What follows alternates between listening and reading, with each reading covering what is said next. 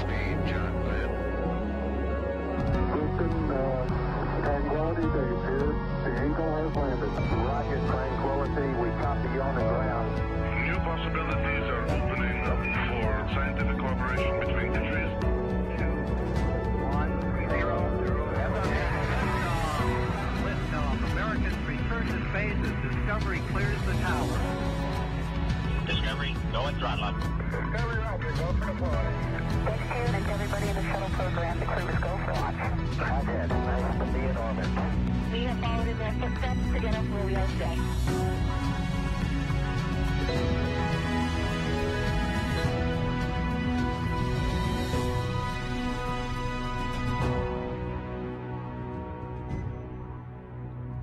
You're watching live coverage of the NASA SpaceX Crew-6 mission as they return to Earth.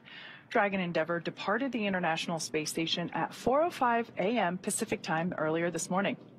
On board Crew-6 are NASA's Stephen Bowen and Woody Hoberg, United Arab Emirates astronaut Sultan Al Nayati, and Roscosmos cosmonaut Andrei Fedyaev. Currently, they're on their way to the targeted splashdown site off the coast of Jacksonville, Florida. My name is Kate Tice, Senior Quality Systems Engineering Manager here at SpaceX. Joining me today from NASA Communications is Gary Jordan. Hey, great to be here, Kate. This is an awesome day for splashdown. So upon departing the station, Dragon underwent a sequence of departure burns. The crew had a rest period and has since kicked off preparations for re-entry, including getting in their launch and re-entry suits and successfully performing a leak check. The next phase of the mission is when these things really ramp up. Dragon has a series of steps to complete before returning Crew-6 home. First, Dragon will maneuver to the correct attitude and jettison its trunk, which is the cylindrical, unpressurized part of the spacecraft. The trunk is currently connected to the aft or the bottom section of the Dragon capsule where the heat shield is located.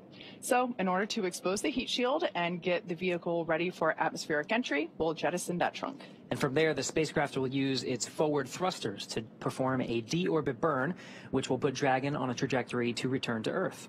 This burn will last 16 minutes once it starts. The deorbit burn uses Draco thrusters on Dragon, primarily the 4 located on the forward bulkhead, and is executed at the apogee or the highest point of Dragon's current orbit around the Earth. This will alter Dragon's path to ultimately line it up to re-enter Earth's atmosphere. As you can see from that graphic there on your screen, it should be pretty visible, especially if you are in Florida. So head outside and take a look up. It's an incredible sight, especially for these nighttime splashdowns. But before we go any further, let's take a minute to meet our crew. That's right. On board, starting with our captain, is Steve Bowen, who hails from Cohasset, Massachusetts, and is married with 3 children. He holds the title of the first U.S. Navy submarine officer to be selected as a mission specialist by NASA. Bowen is also a veteran of 3 previous NASA space flights, including space shuttle flights on STS-126, 132, and 133. During those missions, he and his crew expanded the living quarters on the International Space Station, delivered an integrated cargo carrier, and a Russian mini-research module. With this mission, he now has logged 227 days in space, including 65 hours and 57 minutes in 10 spacewalks. Today, he is the commander of Crew-6. Sitting next to Dragon SpaceX, preemptively, we are 11 minutes out from deorbit sequence start and expect to be LOS during CLOSEP prep.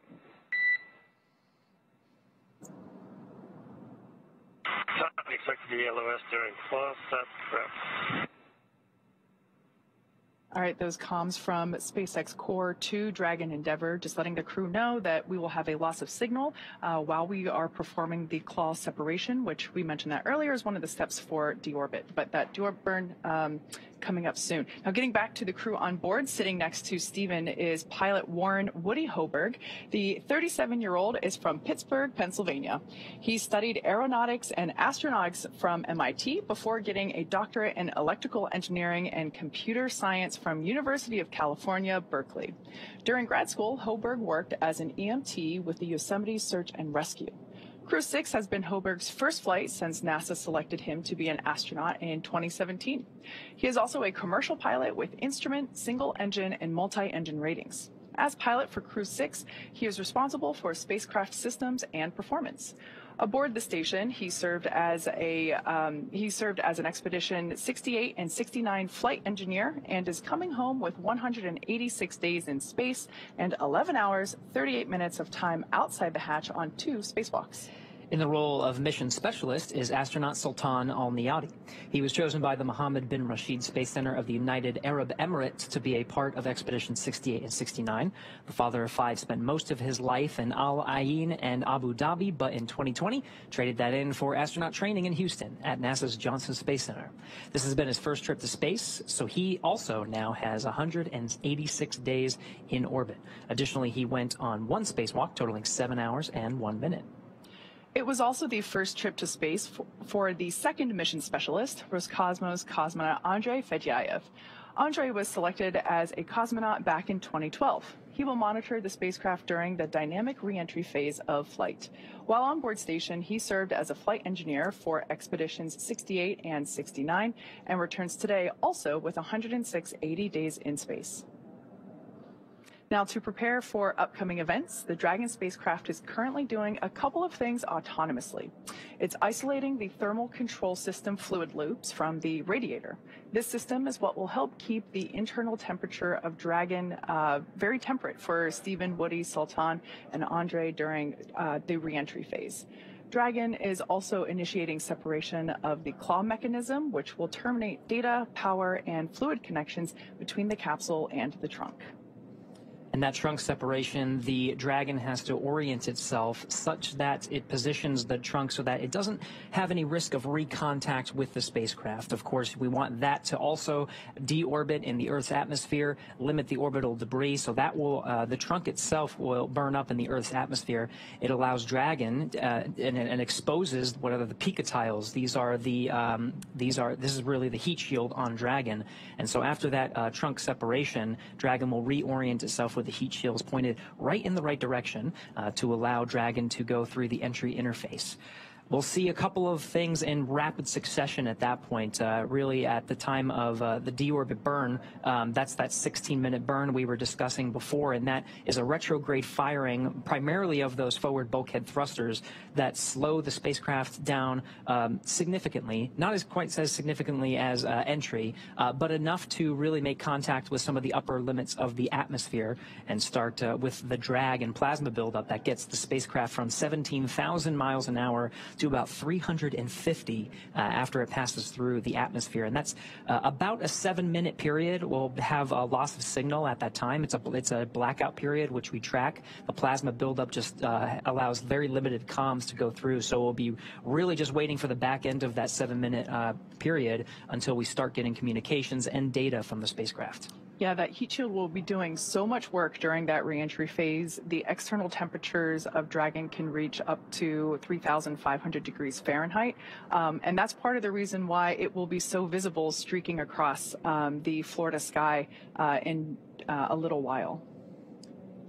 Getting some views from inside the cabin now. This is fantastic. So we get these views when we pass over some of the ground stations here on Earth that provide the video straight from the Dragon capsule. So on the far left there is Andrei Fedyaev, and in the seat next to him, to his right, is the commander, Steve Bowen. To his right is the pilot, Woody Hoberg. And then on the far side of the capsule from this view that you're seeing is Emirati astronaut Sultan Al-Niyadi. You can see they're in their launch and re-entry suits, and they have entered that even before our coverage started and performed a successful leak check. So really, they're just waiting for these next series of events, including the claw separation, trunk separation, and the deorbit burn. Yeah, you can just see, I love this view because you can notice the previous missions that this Dragon supported in the form of the mission patch stickers that are located there just over Andrei Fedyaev's shoulder, kind of like right above Woody's head from this particular view. This particular capsule is the Demo 2 capsule, the Crew-6 capsule, and the Axiom 1 capsule. So this capsule has been through this 3 times before. This is its fourth space flight. And I love that we are able to document those previous missions inside the capsule as a little nod to history. Yeah, this will be the fourth splashdown of Dragon Endeavour, of course, being the capsule that carried humans for the first time to orbit in a SpaceX Dragon vehicle with Bob and Doug. We've got about 5 more minutes remaining in this preparation phase for that claw separation command. As you can see, the crew continue to monitor progress using the touchscreen above their head, as well as the tablets that they have strapped to their legs. It seems as though everyone is super calm and really just hanging out. Really a nod to the Dragon vehicle itself. There's all of these sequences are fully autonomous. Of course, it's the role of the commander and pilot to really monitor the sequence and the dynamic phases of launch and the re-entry phases, which are really some of the most dynamic that the spacecraft will experience throughout the duration of the 6-month expedition. But they also have the help of the mission specialists. Part of their role is to look over the shoulder of the commander and pilot and look at the screens that are right in front of them, those displays, providing telemetry to just be an extra set of eyes and check on some of the things, though, because there's a lot of data coming in, just to relay them to the commander and pilot. Everybody is watching those screens very intently. For sure. They also go through extensive training, so even though this is the first time that they have performed this splashdown in real time for this particular crew, they have worked with our Dragon trainers here at SpaceX headquarters for months in preparation for launching this mission. And so while this is the first time they're doing it for real, they have practiced this with simulations many times before lifting off. Sort of towards where their feet are on the far side of this particular view at the center is that side hatch. Last time we saw the side hatch open on Dragon Endeavour was right before Crew-6 launched to the International Space Station. It was some of the closeout teams in the White Room at Pad 39A that got the crew situated for launch, making sure that they were ready to go. And that side hatch has remained closed through the duration of this mission. It will be opened once again once the Dragon capsule and the crew are recovered by the recovery vessel named Megan. Once the recovery teams outfit the Dragon capsule and bring it onto the Dragon nest, it'll be the side hatch that they'll open to get the crew out.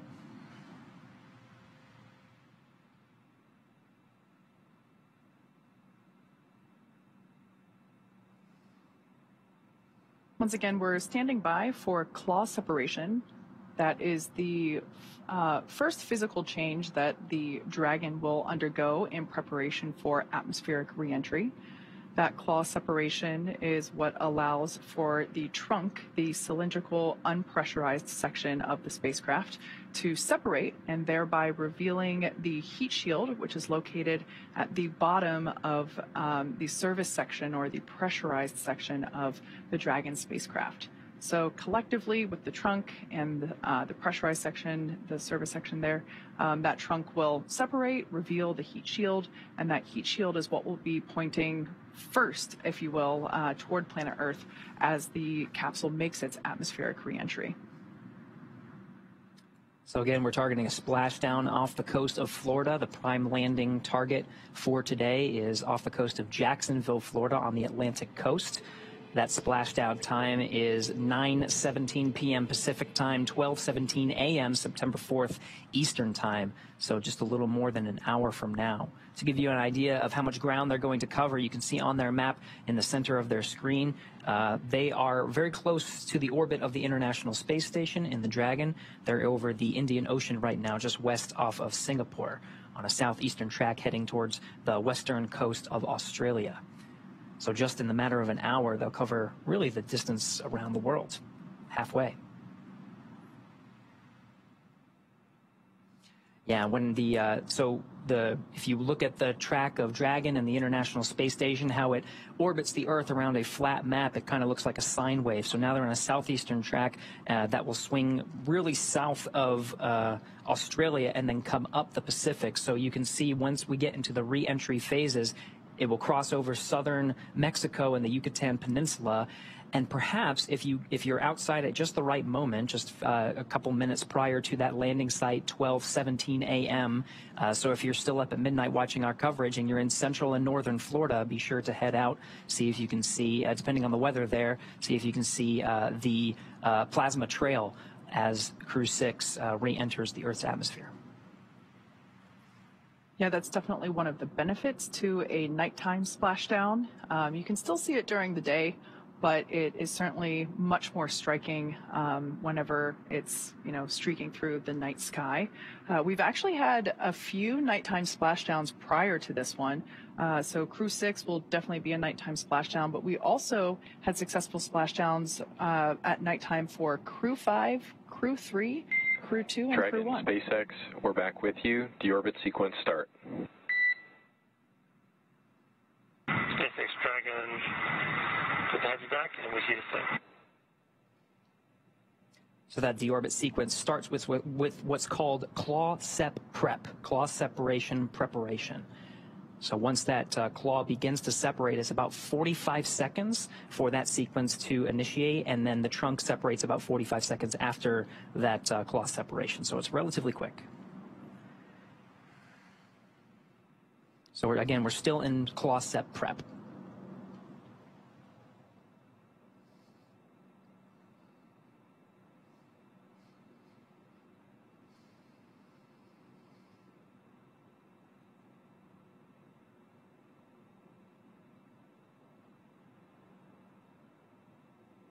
Once again, the crew will continue to monitor progress of events using the tablets and touchscreens that they have available to them.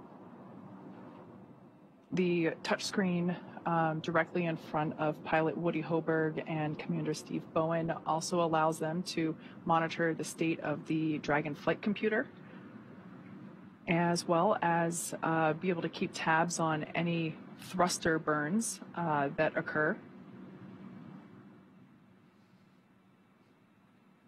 Live view there of mission control here at SpaceX headquarters in Hawthorne, California.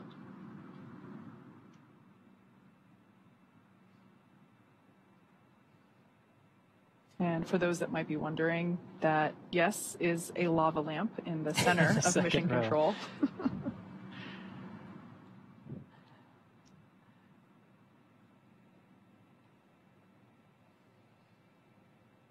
Yeah, lots of activity here. Again, as a reminder, we are in the deorbit sequence, which begins with the claw separation. This demates the umbilical to the trunk, which has solar panels and have been collecting some of the energy from the sun and providing it to the batteries on board. Once that trunk is separated, or lie on the batteries inside, and there's plenty of margin of that power to provide power for the crew as they await for the recovery teams. But after trunk, all right, and the pyro's fired for the claw separation.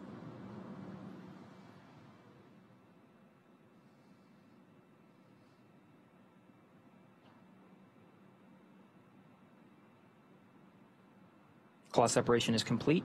We're now preparing for trunk separation. Again, it's just a matter of seconds before we confirm that the trunk is separated.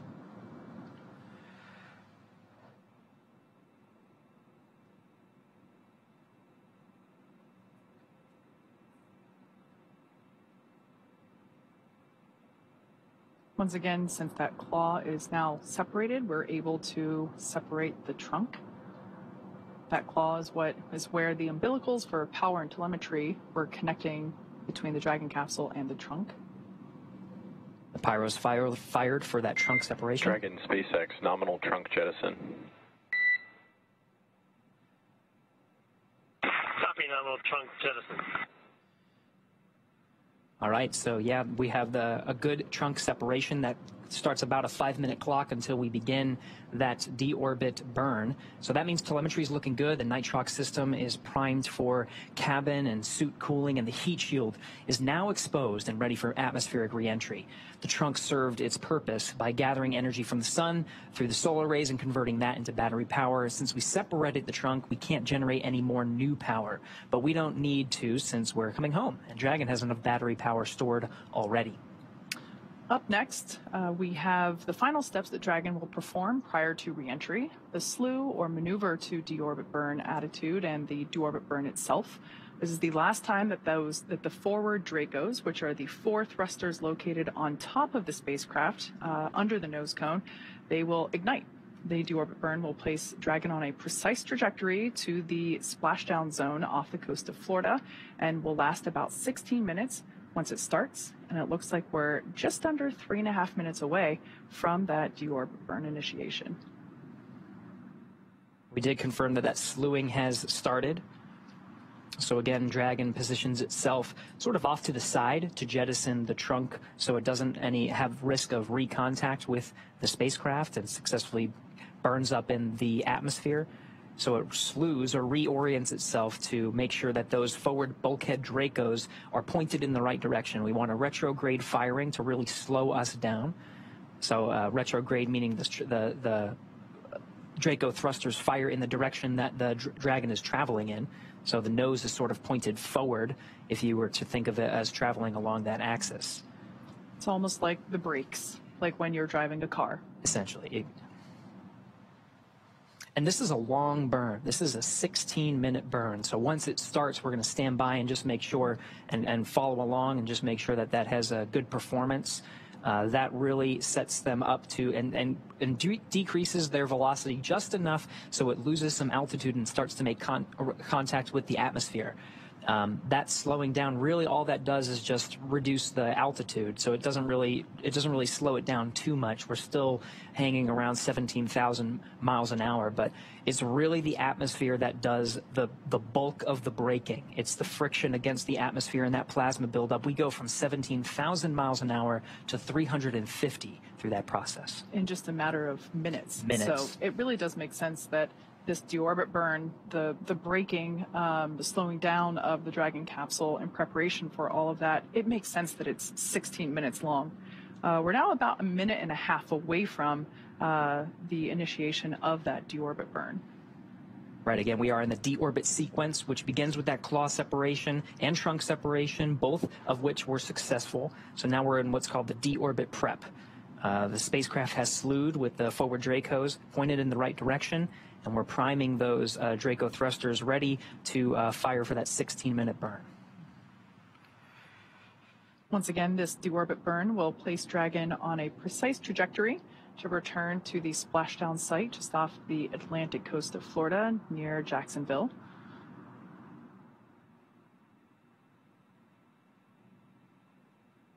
And we're less than 1 minute away from deorbit burn. Once again, this is the last time that those forward Dracos will be utilized. After this burn is complete, we will be able to close the nose cone, which will then basically hide or cover up that area, including the forward hatch, which of course is the hatch that the team used to ingress and egress from the International Space Station. We will be using the side hatch, which is actually outlined by that black liner kind of near the feet of the crew here in this view. That side hatch is what will be utilized for crew egress or exit from the capsule in just under an hour from now. Once again, we're targeting 9:17 p.m. Pacific, 12:17 a.m. Eastern Time for splashdown. And we are getting lucky with some of these internal cabin views as we prepare for that deorbit burn start. This will be the last time that the crew is in an orbital daytime. They're currently over the South Indian Ocean, just west off the coast of Australia. And again, their trajectory takes them south around Australia and then on a northeastern trajectory over the Pacific Ocean. The deorbit, the entry interface, the time that it actually has that plasma buildup as it's slowing down significantly through the atmosphere. That will happen, and you may be able to see it depending on where you are, depending on the weather and cloud coverage, but that track brings it over the southern Mexico and the Yucatan Peninsula. We do have deorbit burn start. You can see it on their displays, actually. They're, you can see those thruster firings on the left display there.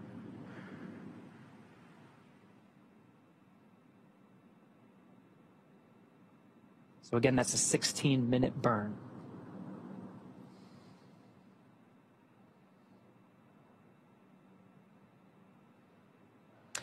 So a quick recap: within the last 10 minutes, Dragon jettisoned its trunk and initiated the deorbit burn.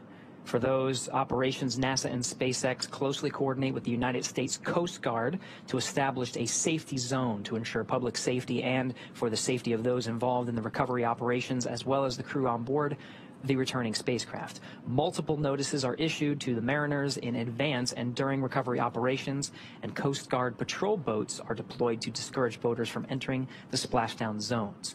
We want to stress to the public the need to respect this safety zone. Recovering a spacecraft from the water is a hazardous operation, and any other boats interfering increases the risk to the astronauts in the capsule, the teams working to recover them from the water, and the safety of those that come too close. For the safety of the crew and your safety, we recommend you sit back and watch, as we'll be bringing you the best possible views of our astronauts' homecoming. The only exception to that, of course, is if you live in Central Florida and you want to look outside through the window or head out into your front or backyard, you should definitely be able to witness Dragon capsules streaking across the night sky. It'll be super bright. Absolutely. Now, like I mentioned earlier, this deorbit burn is the last time that those 4 forward Draco thrusters will fire. Dragon Endeavour has not yet entered the Earth's atmosphere. This deorbit burn is what will line the vehicle up and put it on that final trajectory to the landing site, which, as we just said, is off the coast of Florida, near Jacksonville. Right now, as you can see on your screen, Stephen, Woody, Sultan, and Andre continue to use their screens to keep tabs on the burn duration, the Draco thruster firings, and trajectory details like the entry angle, capsule perigee, and how much distance remaining until deorbit burn termination. Right now, Dragon is flying itself, so all the crew has to do is stay strapped in their seats and keep tabs on things. Great view there of being able to see exactly what the crew can see with respect to those Draco thrusters firing. Now, with Stephen, Woody, Sultan, and Andre ready to deorbit and splash down back on planet Earth, they'll be heading to one of 7 targeted sites supported by SpaceX and NASA. All of these sites are located off the coast of Florida, either in the Gulf of Mexico or the Atlantic Ocean. Spreading the supported sites across multiple locations helps us maximize the return opportunities for this mission and future crews, lowering the chance that we'll have to wave off due to bad weather. Yesterday, NASA and SpaceX jointly selected the primary splashdown location of Jacksonville, Florida. This selection process works with a lot of different variables, including the space station's orbital trajectory, what landing sites are available and have favorable weather, how much free flight capability Dragon has for the trip home, and the sleep schedule for the returning crew members. We'll start with calculating daily return options based off of the space station's current orbit and Dragon's capabilities to maneuver and line up for re-entry. The time from undock to landing at the primary site can vary from less than 6 hours to more than 39. Getting home the quickest comes with some obvious benefits, but we always want to make sure that the crew are properly rested for dynamic operations, preventing us from scheduling 20-plus hour days for them. Trajectory and ballistics experts provide the daily opportunities that would line up Dragon with the 7 landing zones and split them into what we call ascending and descending opportunities. Dragon uses its Draco thrusters after leaving the station to execute a series of altitude-lowering maneuvers and to line up with the selected primary site. It can also change to different alternate sites while in free flight if sudden weather moves in that we need to avoid. And weather is something we're constantly looking at, making the final call to proceed about 2.5 hours before the crew undocks. For the Crew-6 return, we looked at a number of weather items. Some of the obvious ones are no rain or chance of lightning in the recovery zone, both for the safety of the crew inside the capsule and the recovery teams on the water. We're also looking for wind speeds less than 15 feet per second or about 10 miles an hour and relatively calm seas so we can safely execute recovery operations, which includes landing a helicopter on the recovery ship to fly Steve, Woody, Sultan, and Andre back to Florida. Once Dragon began flying free today, we had a number of additional checkpoints to either proceed towards the primary landing site, head to an alternate, or select a new zone based on real-time weather data. These checks happened all the way up until we're in the final hours before the deorbit burn, which is underway now, and is the last burn to the trip home and commits Dragon and the capsule and the crew to re-entering the Earth's atmosphere. So at this point in time, we are well within the deorbit burn. There's about 10 minutes remaining in this burn. As we mentioned before, it started off as a 16-minute burn, so 6 minutes in, 10 minutes to go. This is the last time that those 4 forward Draco engines located at the top of the Dragon spacecraft will be utilized. This deorbit burn acts as a braking maneuver or slowing down for the capsule in preparation for that, for alignment for atmospheric reentry and splashdown. Before the deorbit burn, we were going about 17,500 miles per hour. So we're helping to slow the vehicle down and align it, but really it's the atmosphere and that heat shield located at the bottom of the Dragon capsule that will be doing most of that slowing down. We basically go from that orbital velocity of about 17,000 miles per hour down to about 350 miles per hour when the drogue parachutes will deploy. So there's significant slowing down in that phase of reentry, and this is really just lining the capsule up for that precise that precise landing at the designated location, which today is off the coast of Jacksonville, Florida.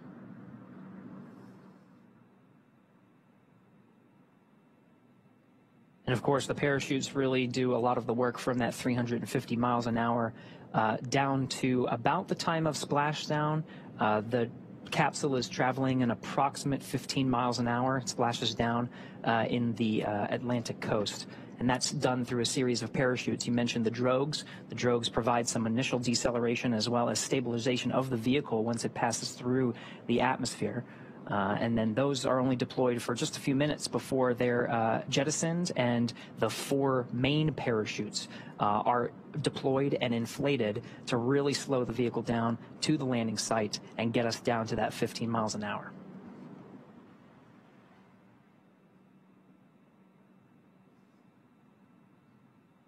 The crew continues to look pretty calm, collected, and comfortable as they continue to monitor this deorbit burn. We've got just over 7 minutes remaining in this deorbit burn. Once again, the crew has trained and prepared for all phases of flight, including this deorbit and splashdown phase of the mission. So I often like to think that, during moments like this when there's something dynamic going on and we just see the crew chilling, it's such a testament to that preparation, that training that they do both with the NASA teams and the SpaceX teams prior to even arriving at the launch pad. And they try to maximize the crew's comfort through the duration of Dragon's flight. When we covered undocking just what seems like just a couple of hours ago at this point, they had these launch and entry suits, and that was because they put them on during some of the more dynamic phases, and that includes the actual contact and separation from the International Space Station. But very shortly after they exited the keep-out sphere, which is only 200 meters away, they got the call that they could remove those suits, and they had the suits off for really the most of the duration of the flight.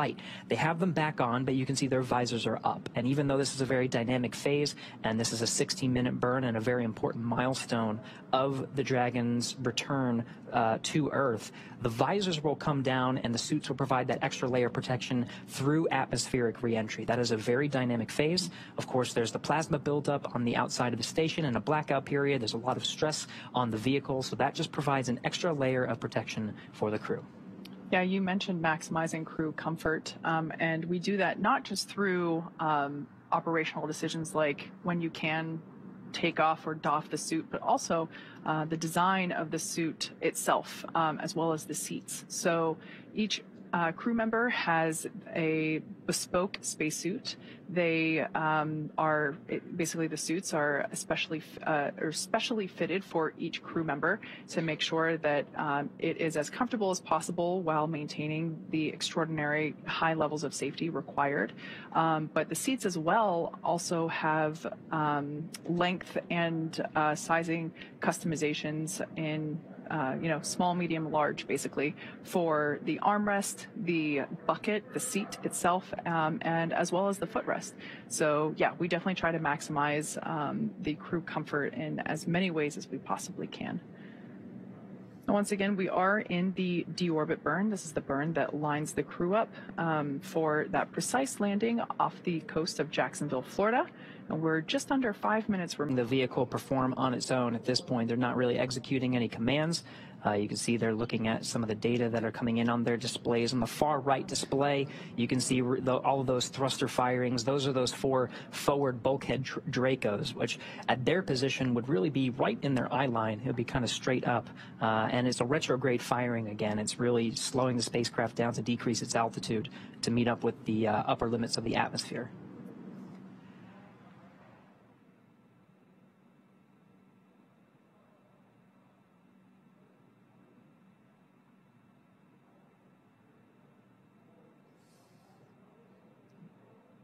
We're 12 minutes into the burn, have about 4 minutes left.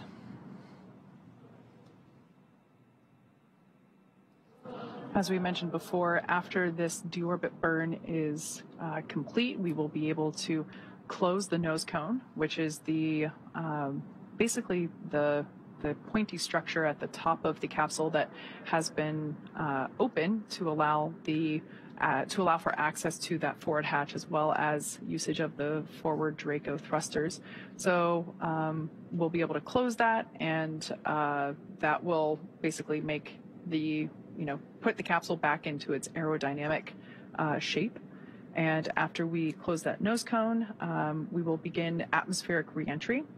We will have about a 6 or 7 minute period of anticipated loss of signal, or LOS, as we'll hear it referred to in comms between ground and crew.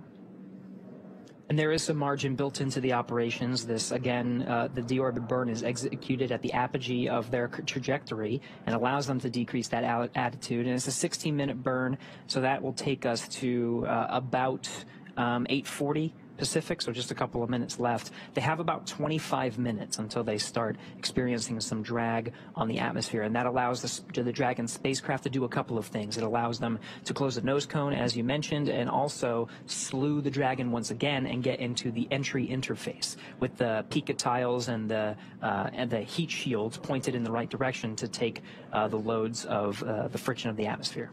Exactly. So if you want to think about Dragon's orientation at the moment, the forward end, or if you think of how Dragon is oriented when it's on the launch pad, it's the top end of the Dragon spacecraft is basically pointing forward along their trajectory. So those thrusters are performing a retrograde burn, which is slowing the vehicle down. So we will want to, after this burn is complete, basically rotate the capsule or slew it in order to make sure that that heat shield is then the end, the bottom end is what is actually pointing toward, in the direction of their trajectory, so that that heat shield is able to do its job, which is really utilize that friction that will be made while coursing through the Earth's atmosphere and slow that vehicle down significantly. Once again, we're going from an orbital velocity of about 17,500 miles per hour, and that atmospheric reentry, that heat shield action will take us down to about 350 miles per hour. So we're about just over 1 minute remaining in the deorbit burn.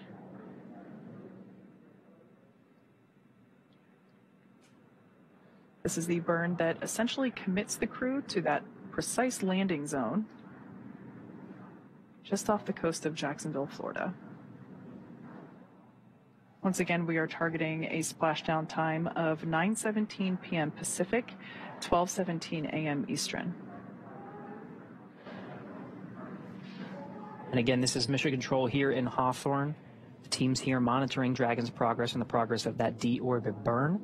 It'll be the Crew Operations and Resource Engineer, the core, that's the voice from here in Mission Control in Hawthorne, that relays the burn performance status up to the crew via Dragon to ground. On your screen there is SpaceX core for this this operational shift. On console tonight is Jake Vendel.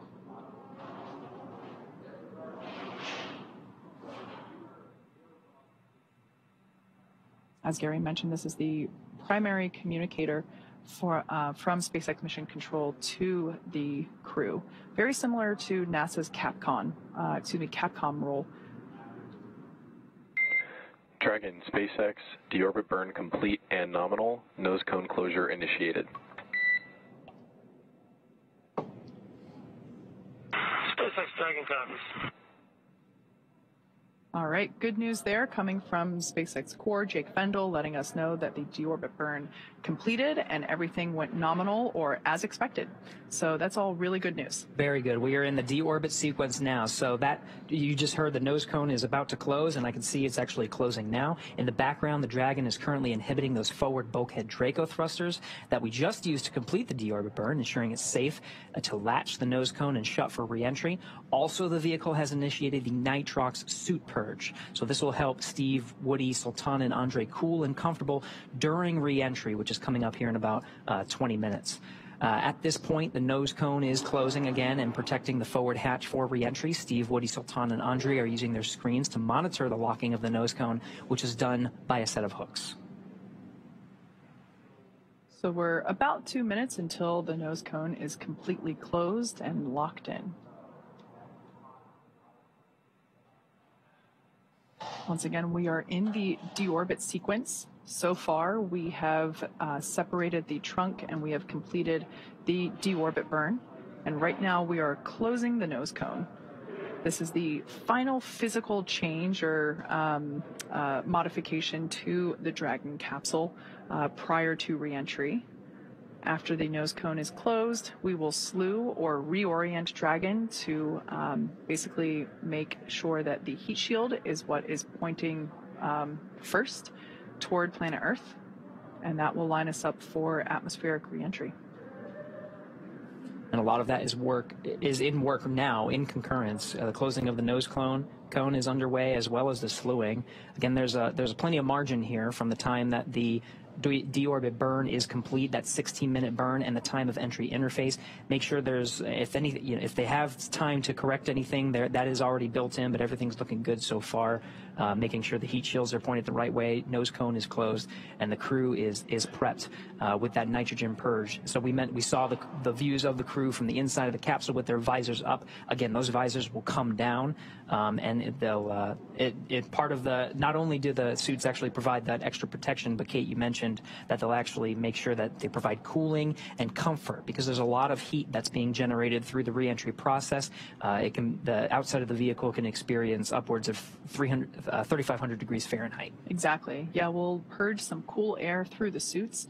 But the interior of the capsule, there's also a thermal system that will help pump some cool air there as well. So the crew generally stays really comfortable, even though the exterior of the capsule does get super hot, as you said. With that plasma buildup, it'll be certainly one of the more dynamic things that the spacecraft goes through during its mission.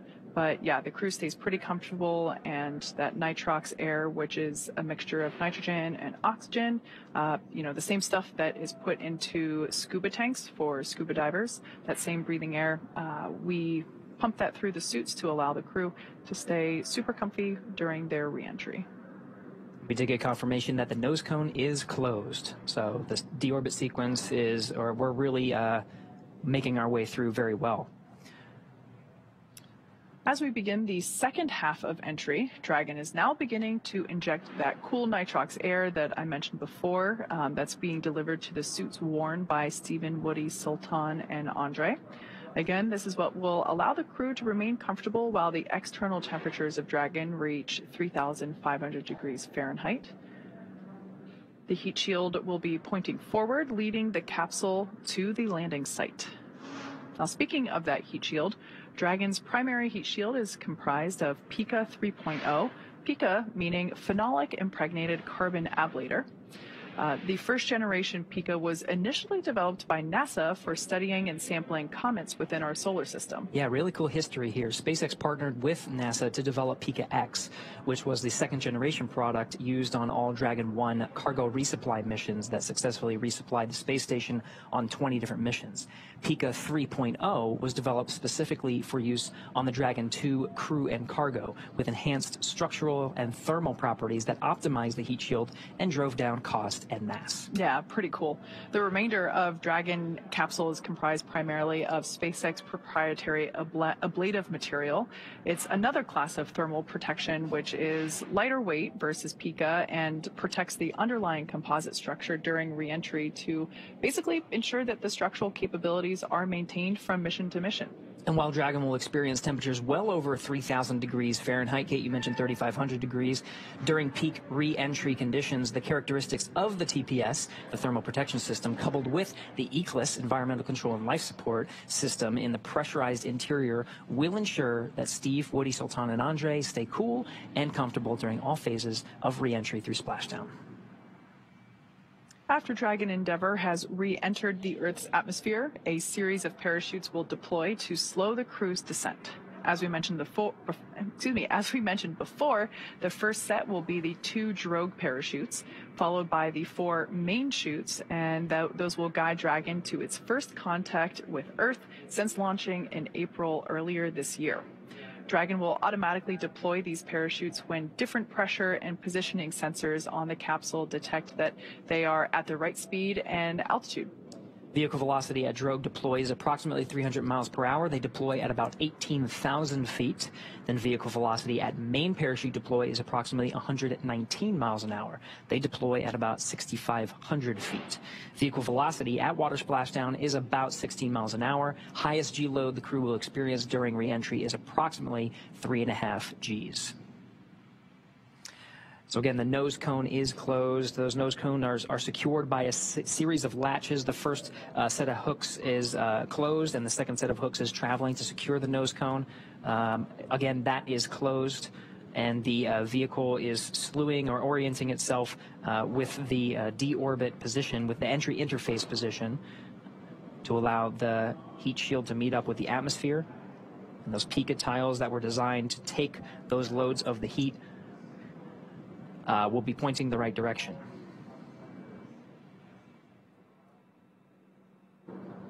One correction, I did mention Crew-6 launched in April. It actually launched in March of this year. Right.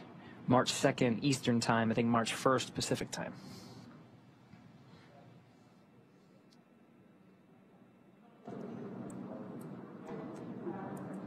It's 8:47 p.m. Pacific Time now. We're about 30 minutes from the expected splashdown time. Again, we're tracking 12:17 a.m.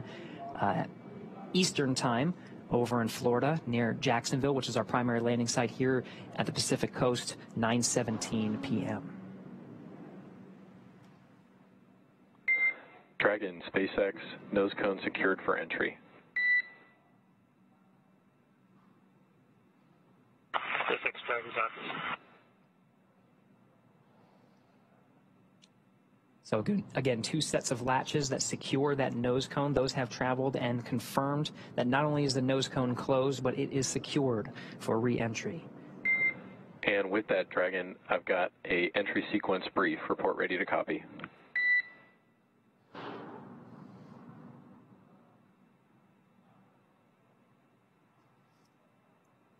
SpaceX Dragon, we are ready to copy. All right, Steve. We see blackout start at 0404, blackout end at 0411, and splashdown at 0417. No update to vehicle status. Weather still looks good. How copy?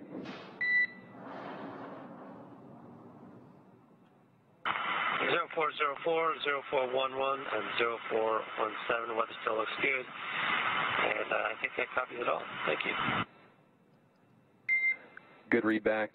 One more note, we noticed prior to the burn a few of the tablets were not secure to the satchels. I'm hoping that you can positively verify that each tablet is indeed secure. We're working on that right now, and we'll get it by 150.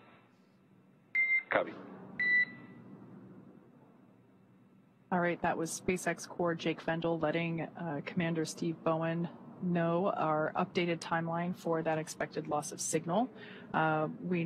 We heard them read out 0404 to 0411, those times being, the space standard, the GMT time zone. So for us, we would expect that to be at 9:04 p.m. Pacific.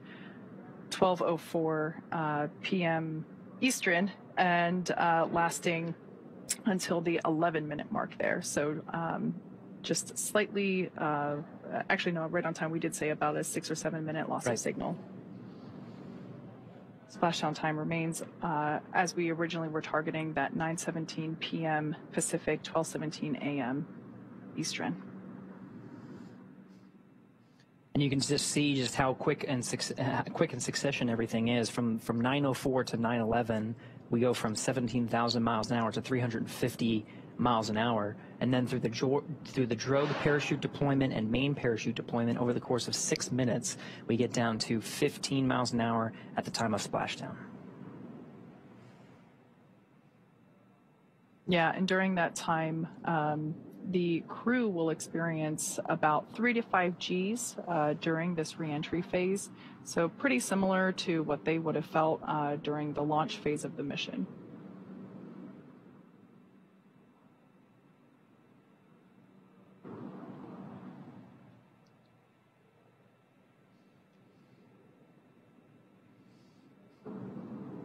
We're focusing on the flight control teams here in Mission Control in Hawthorne through the duration of today's operations. If you've been following along for our coverage, we've been joined with the flight control teams over in Houston, Texas. Of course, they are monitoring very closely, but that was really for joint operations. It's a different set of flight criteria and flight rules when the two flight control rooms are working in tandem, operating by the same flight criteria.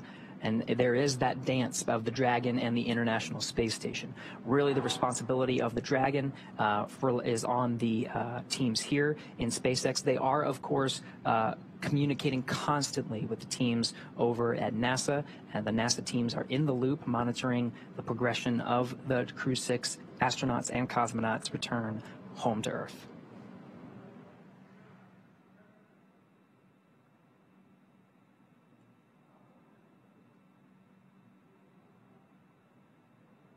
So we've mentioned before that our anticipated loss of signal is coming up at 9:04 p.m. and will last about 7 minutes until 9:11 p.m. Pacific time. This occurs on all of our Dragon reentry missions. It is pretty standard and expected, this 7-minute period where the Dragon is unable to send any telemetry to the ground or be commanded from the ground, including no communications, which is why we call it a communications blackout. So the reason for that being, as we've said a couple of times, the heat shield located at the bottom of the capsule will be doing a ton of work as it encounters that friction from the atmosphere as it re-enters. This is a good thing. It's helping to slow the vehicle down from 17,000 miles per hour to about 350 miles per hour. Now, as a result of all that work being done by the heat shield and the friction, this plasma forms on the exterior of the capsule, and that's why we have these thermal protection systems, or TPS, all around Dragon to help protect it during these phases where that plasma builds up and gets really hot. It'll reach about 3,500 degrees or thereabout during this reentry phase. So pretty standard. That being said, it does make for a great view. If you live in Central Florida, you will definitely be able to see Dragon streaking across the night sky. Really, if you look up, you won't be able to miss it. Now, of course, once Dragon splashes down, and we did get that read very recently up to the crew that we're right on target for that 9:17 p.m. Pacific, 12:17 a.m. Eastern Time splashdown off the coast of Jacksonville. The recovery teams are already staged.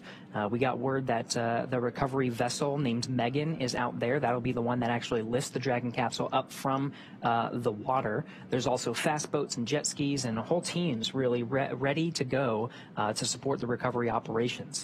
We've supported many nighttime landings or splashdowns in the past, and so they're very used to these operations. Dragon has systems built into the outside of the capsule that allow for flashing lights and a lot of calling of attention to itself to make sure that the recovery teams can easily see it. And of course, the assets themselves have equipment on board to be able to locate, track, and find, and of course, recover the Dragon capsule. And so those teams will go out. They'll perform a sniff. That's actually the first thing that'll happen is the fast fast boats will circle the vehicle and just make sure that the Dragon capsule itself is safe to approach. There's dedicated teams that go out and make sure there's no leaking of nitrogen tetroxide or any hazardous materials before the rest of the teams move in. There's a lot of team members that are out there now to support the operation. Yeah, this evening for this Atlantic Coast recovery, we are utilizing our recovery vessel Megan, and those teams are stationed about 3 miles away from the targeted splashdown site. So it's one of my favorite but frustrating parts of splashdown is after we see the capsule actually land in the water and we see the parachutes be released and splash down as well, we then have to wait for the recovery vessel to trudge those 3 miles, and in that time we're able to see the fast boats approach the capsule, as the name suggests, much faster. They are slower than Megan, the primary recovery vessel. So they can get out there much quicker and perform, as you said, that sniff test as well as recover the parachutes from the water. Yeah, and we've seen lots of improvements just because, you know, we're talking about Crew-6 right now. So this is not just a 6 mission. We've also done this with the demonstration mission with Bob and Doug, Demo 2. And so this will really be the 7th time that we've done it for a crew operation. And so the recovery teams have become much more efficient and had lessons learned along the way. So the recovery operations we've seen just get a lot faster overall. Absolutely. Yeah, we've done nighttime splashdown operations for Crew 1, Crew 2, Crew 3, Crew 5, as well as Axiom 2, just a couple months ago. So yeah, the recovery teams at this point have actually had more nighttime splashdowns than they have daytime. I should say for crew missions. That's right. Not for NASA crew, but for crewed missions, I'm not counting the cargo missions. Right.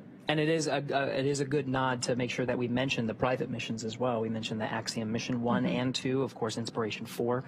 So there's a lot of practice with the recovery operations in these teams.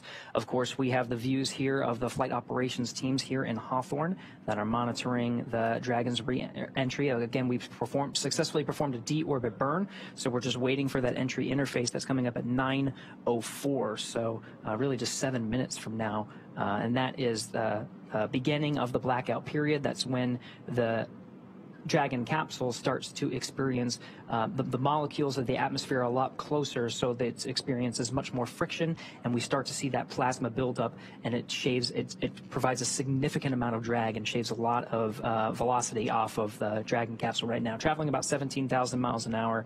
And through the 7-minute period of blackout, where there is that plasma buildup, where we are traveling through the more denser parts of the atmosphere and slowing down significantly, we'll get on the back end of that. 9/11, they said, was the exit of that blackout period, where we start getting communications from the crew, and we're on the back end of the entry interface. That will be, we'll get down to 350 miles an hour. Yeah, if memory serves me correctly, we typically hear SpaceX Core start reaching out to the crew about 1 minute early. There have been some instances where we've been able to regain communications with the crew a little bit earlier than originally anticipated. So probably around the 9:10 p.m. Minute mark, Pacific, I should say, we might start hearing SpaceX Core hail the Crew-6. And it could go in the other direction too. This is, of course, an estimate based on the predicted plasma buildup and the predicted comms blackout. But of course, there could be another minute or so before they regain comms, and that's all built into the timeline. We'll hear those checks go up on Dragon to ground, and they'll continuously call the crew. SpaceX Dragon, compass is secure, restraints are tightened, visors are down. Copy, Dragon, tablet secure, restraints tightened, and visors down. With that, we are 5 minutes until the predicted comm blackout. Dragon Endeavour, see you on the other side at 0411. 0411, we'll talk to you then. All right, that was the voice of Crew-6 Commander Steve Bowen, letting us know that the teams have put away and secured the tablets that were prior to now, they were located and strapped onto their legs outside of the spacesuit. So those are now put away, and they have also closed the visors. So the last time we saw the crew inside the capsule, their visors were up. They've now closed the visors, and that provides really a leak-tight environment for the crew during this dynamic phase of reentry. For those of you that have recently joined over the last 45 minutes, we've basically been executing step-by-step the deorbit sequence, starting with the releasing of the claw, which is what was connecting the Dragon capsule to the trunk being the unpressurized section that is jettisoned in order to reveal the heat shield located at the bottom of the Dragon spacecraft. So we released the claw, the trunk separated. We then performed a 16-minute long deorbit burn. We've also slewed or reoriented the capsule so that the heat shield is facing it's hard to describe it in my head, but it basically, the heat shield is what is leading the capsule to the targeted splashdown site, which today is in the Atlantic Ocean off the coast of Jacksonville, Florida. As we just heard, we have an anticipated loss of signal, or LOS, that will last for 7 minutes, and it will start at 9:04 p.m. Pacific in about 3 minutes from now. That is standard for all of our Crew Dragon reentry missions, and at that point in time, the Dragon will not be able to send any telemetry or data to the ground. The ground will not be able to command Dragon at all, and we will not be able to receive any communications from the crew or to them either. Now, on the back end of the communications blackout, when we receive a word from the crew, it'll be the crew themselves that read out some of the calls of their status, and we'll be relying on that. And of course, the data that we're receiving from Dragon, now that we're outside of that blackout, to determine the performance of the vehicle. We'll see those drogues. There's 4 main parachutes that allow for a safe landing. The parachutes are designed with that 4th in mind, so that even if the 4th were not to inflate all the way, 3 could actually provide enough resistance to properly decelerate the Dragon so that it lands right on time and provides a normal amount of drag on the vehicle to get us down to that 15 miles an hour at the expected time.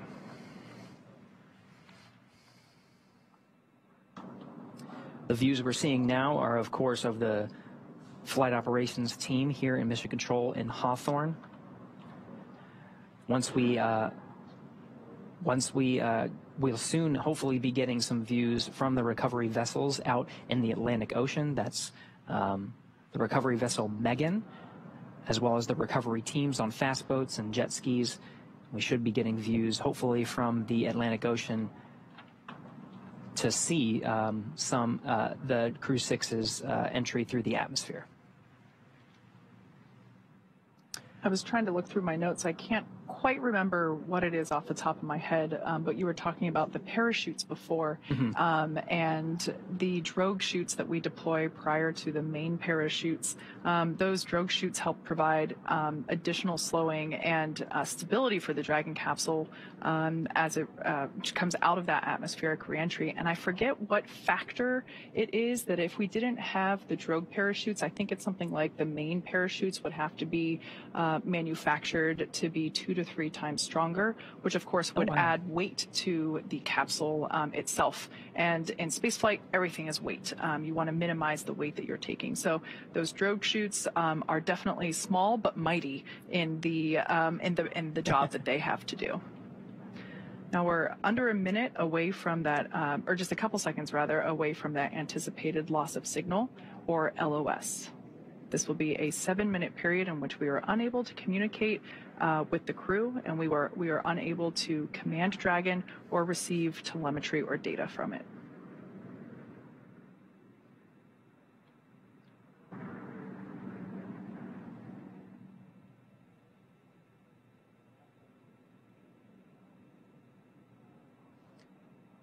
Okay, we're in that loss of signal. The clock starts now, right on time, 9:04 p.m. Pacific, 12:04 a.m. Eastern. That starts the 7-minute clock of the anticipated communications blackout. Kate, as you mentioned, the teams here in Mission Control in Hawthorne may start reaching out to the crew a little early. The crew themselves may see an acquisition of signal from their own data and call out to the teams to let them know that they're outside of the blackout. It could be intermittent too, so there's a lot of different factors, but the key here is communication, and they'll continue to talk to make sure that they are relaying they, meaning the crew, are relaying the information to the teams here in Mission Control Hawthorne, and of course the Hawthorne will be able to respond. Right. So for those of you that have just recently joined us, at this point we have entered a communications blackout period, a loss of signal or LOS, and lasts approximately 7 minutes due to plasma formation around the spacecraft. During this time, no vehicle telemetry is received by Mission Control, which you see there on your screen, and no external commanding of the vehicle or voice communication is possible. But as a reminder, Dragon is designed to fly itself. During this reentry, the vehicle will be slowing down from orbital velocity, which is about 17,000 miles per hour, and the top temperature that Dragon will experience upon reentry is about 3,500 degrees Fahrenheit. As we've mentioned before, this expected blackout period is, we anticipate it to last about 7 minutes. It might be a little bit less, it might be a little bit more, but we will definitely be able to hear the crew once they do re-enter from that anticipated loss of signal. We'll have acquisition of signal, which is AOS. That's right, and the last read up to the crew prior to their entry and the beginning of the blackout period, we were still tracking an on-time splashdown. Again, for those following along, that's 12:17 a.m. Eastern Time, 9:17 p.m. Pacific Time.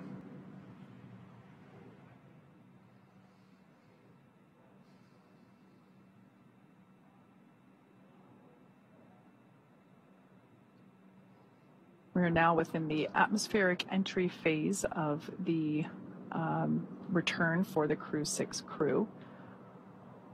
Once again, the plasma buildup on the exterior of the capsule results in our inability to command or communicate with the Dragon capsule during this time.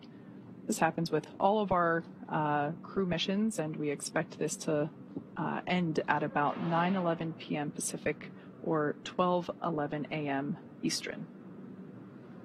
Live view there of SpaceX Mission Control located just behind Gary and myself. They are continuing to monitor the length of the acquisition of, the length of this blackout period, and we will be able to hear SpaceX Core, who for this evening shift is Jake Vendel. We'll probably start to hear him hail the crew around 9:11 or 9:10 p.m. Pacific.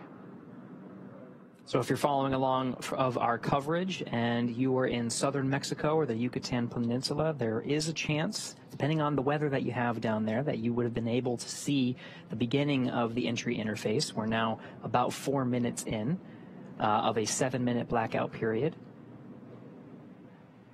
This is a great graphic indicating the trajectory. This is an ascending trajectory that Dragon is taking. So as Gary just said, over the Gulf of Mexico, across the Yucatan Peninsula of Mexico. So if you're tuning in from Central Florida, head outside right now, look up, because this looks like our first live view from the WB-57. That's right. This is a high altitude aircraft that has thermal imaging, so we're able to get some of those views of the Dragon vehicle in the middle of its entry interface. Again, we're about 4 minutes in. We have a tally-ho on the vehicle from the WB-57. And actually maybe about 5 minutes in at this point.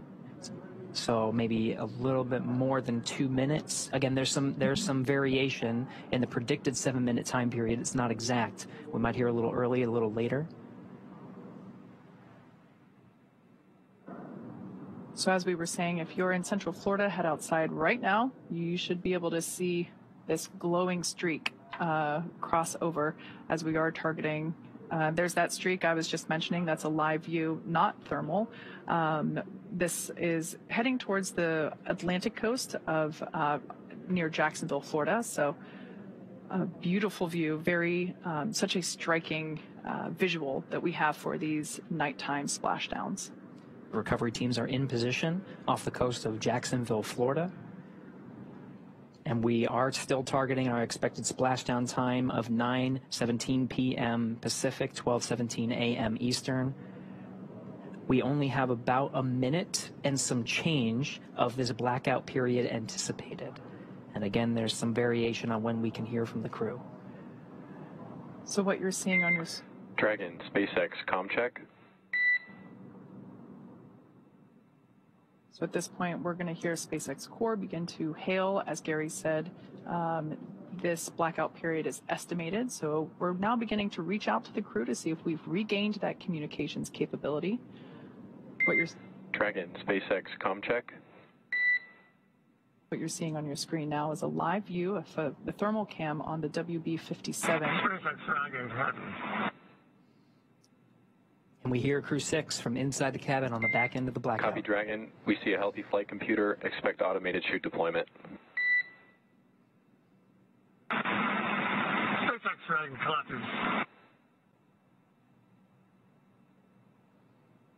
There's our live view of the crew, our first view of them on the other side of that communications blackout. At this point in time, they are re-entering through the Earth's atmosphere over the coast of Florida, heading towards Jacksonville, Atlantic coast.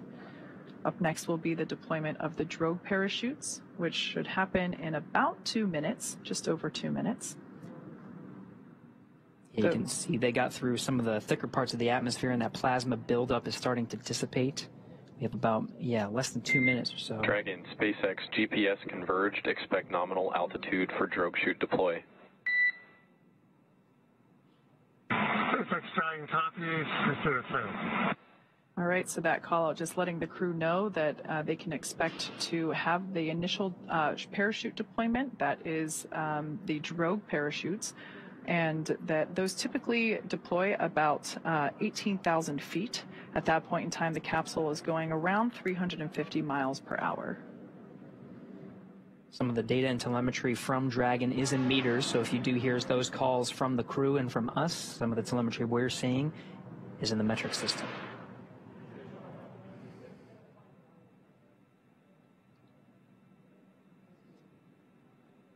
Confirmation that seat rotation is in progress. This allows the crew to be in the proper position to take the loads of the chutes as they experience the G-forces that the chutes exhibit upon deployment. They provide some drag on the vehicle. And again, we're traveling about 350 miles an hour. So from here, with the drogue deployments and main deployment, we're going to get down to about 15 miles an hour. Drogue deployment coming up in approximately 20 seconds. Brace for drogue window.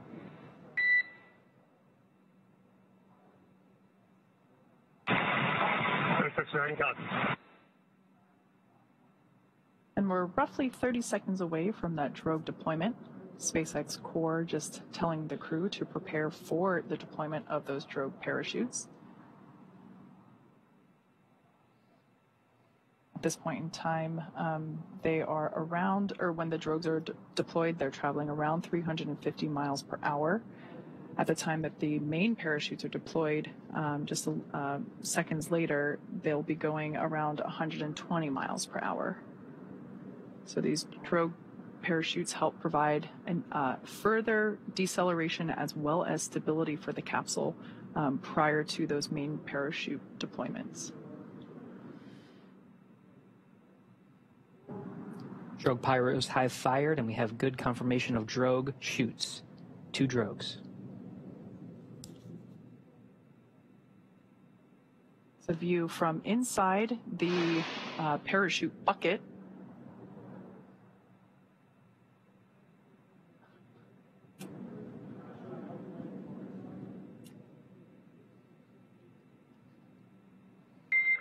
Dragon, nominal descent rate and recovery team reports a visual on 2 healthy drogues.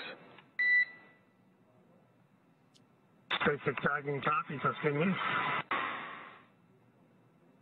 Should see drogue chute jettison here momentarily. We'll see those 2 chutes that you see be released from the capsule, just like so, and release the 4 parachutes, now deploying. At this point in time, Dragon has saved all of its propulsion systems and is now has already terminated that nitrox suit and cabin purges. Those were helping to keep the crew cool during the reentry. Looks like we have 4 very beautiful and healthy main parachutes. Dragon, we see a nominal descent rate on 4 healthy mains. SpaceX Dragon copies, and SpaceX Dragon coming up on 1,000. So there's that confirmation. Copy, 1,000 meters. Confirmation of those 4 healthy chute deployments.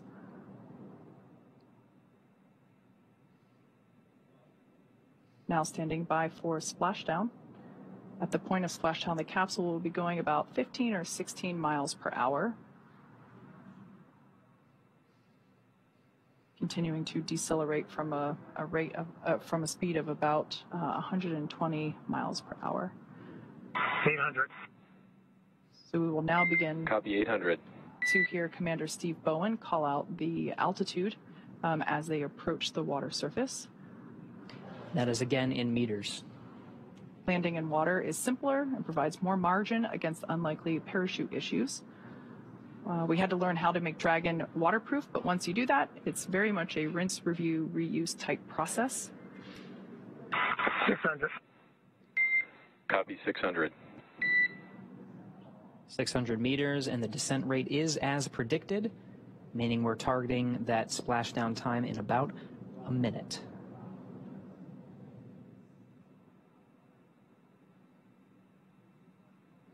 Live view of Dragon Endeavour with the Crew-6 team members on board, being held up by 4 beautiful main parachutes. Dragon, we see 400.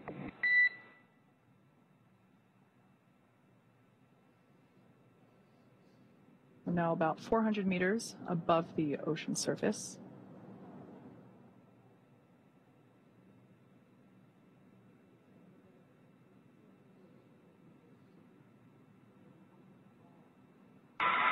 SpaceX Dragon 200 braced for splashdown. Copy, braced for splashdown.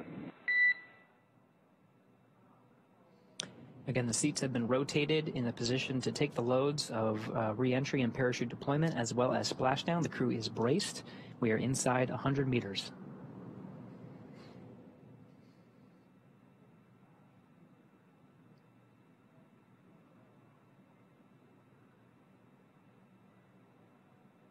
Dragon Endeavour continuing its slow descent. There we can see splashdown on screen. Those parachutes are then cut and released.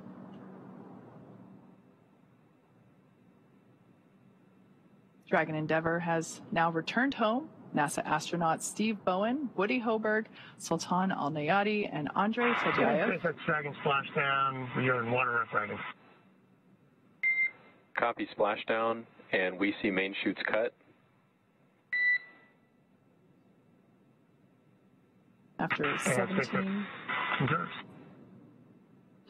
17-hour return journey from space, Crew-6 is home. So the teams have been ready and waiting about 3 nautical miles away, so it's going to take them about 30 minutes to make their way to Steve, Woody, Sultan, and Andre inside the Dragon. You can see the recovery forces in some of the views that you're seeing. Of course, these views being provided by the recovery vessels. You saw there was a helo deployed, providing some visuals and lighting of the Dragon capsule. Stable 1. Copy, stable 1. Dragon Endeavour, on behalf of NASA and SpaceX, welcome back home. Thank you for flying SpaceX.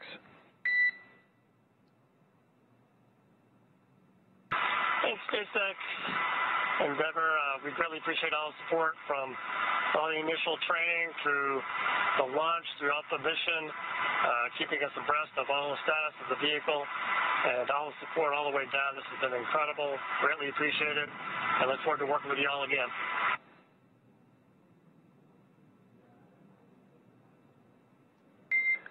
Copy all, and you've got a room full of happy people here. We've got some systems to verify safe before we give the boats a go to approach. I'll be back with you on that topic in a minute.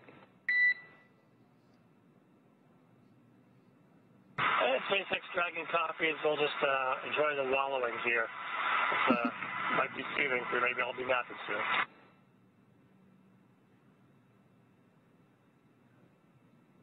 So there we just heard SpaceX Core just indicating to the crew that we're going to do some checks here. Here from Mission Control Hawthorne, we're going to do some system checks to make sure that everything is safe as necessary on the Dragon Endeavour capsule. They will then give the go for safe approach to the teams there that you see on your screen in the fast boats.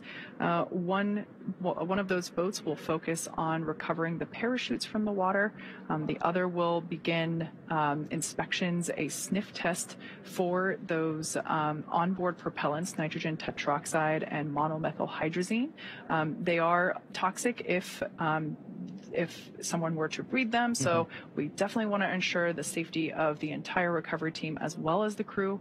So one of the teams in the fast boats will perform a sniff test using devices while wearing personal protective equipment to ensure that none of those propellants have leaked out and that there's no vapors lingering from, just many minutes ago when those thrusters were actually firing back in space. Precisely. Now this is the fourth splashdown of Dragon Endeavour and completes the fourth mission, Crew-6, splashing down right on time, 12:17 a.m. Eastern Time, 9:17 p.m.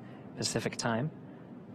We're getting views from the recovery vessels that are out many nautical miles away from the coast of Jacksonville, Florida. And the crew and teams here in Hawthorne reported a stable 1 position. That just notifies that the capsule is in the ideal position, floating in the Atlantic Ocean there, upright, with the heat shield in the water and the nose cone pointed towards the sky, as you see there.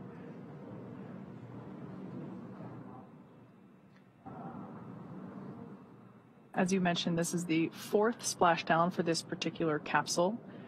Most recently, it supported Axiom 1. Prior to that, Crew-2. And prior to that, Demo-2. So this capsule, I have great personal attachment to. I had the opportunity as part of my day job to go inside the capsule while we were building it. And when I say building it, I mean like for the first time, not during the refurbishment process. And when we were originally building it for the Demo-2 mission, I just remember being inside this capsule and thinking, Dragon, SpaceX, we are go for recovery personnel to approach the capsule. Expect fast boats alongside in just a few minutes. Dragon top, we look for light. All right, good news there from Mission Control, letting the crew know that everything checked out from a systems check, and the team there on screen in the fast boat now has the green light to approach and begin performing these sniff checks for those vapors for the onboard propellants. Just to conclude my thought, it's always great to see this capsule fly and land, and it just makes me so happy to see it with another mission under its belt. It's part of the design of the Dragon capsule is to be reusable. So even after the harsh conditions of 3,500 degrees of plasma buildup and being in the salty ocean, teams are still able to refurbish it and prepare it for the next mission. And this is the 4th successful flight of Endeavour.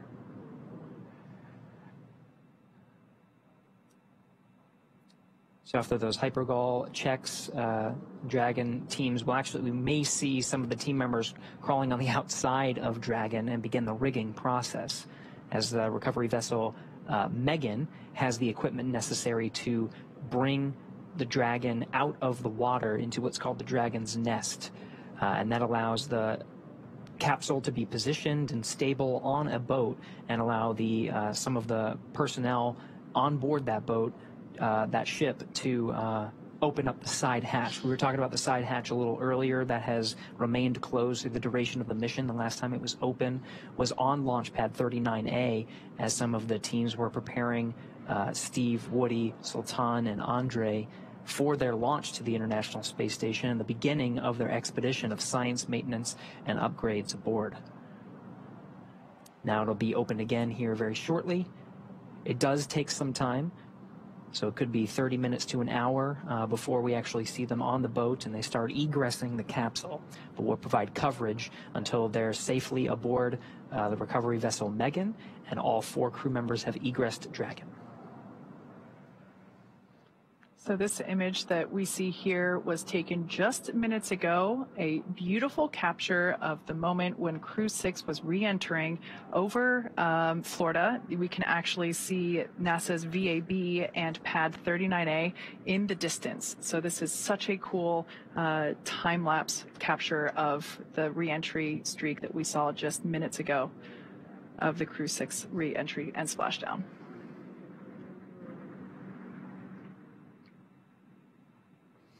Now, of course, we have recovery teams out there that are executing these operations. We can actually see some of the personnel there.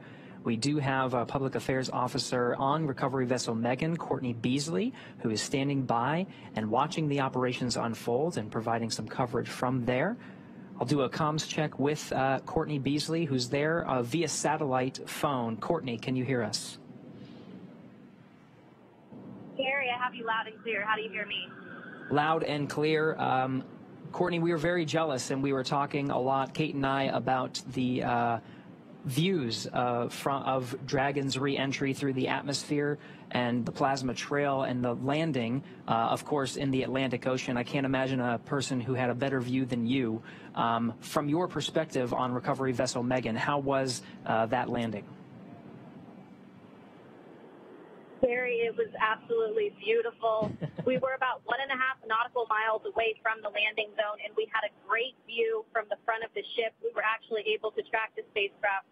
Starting when it broke the horizon, we heard the sonic boom loud and clear and tracked the spacecraft all the way down through splashdown. SpaceX, There's something beautiful about a nighttime splashdown. The only thing lighting the sky up tonight was the moon, the stars, and Crew-6 returning back home to Earth.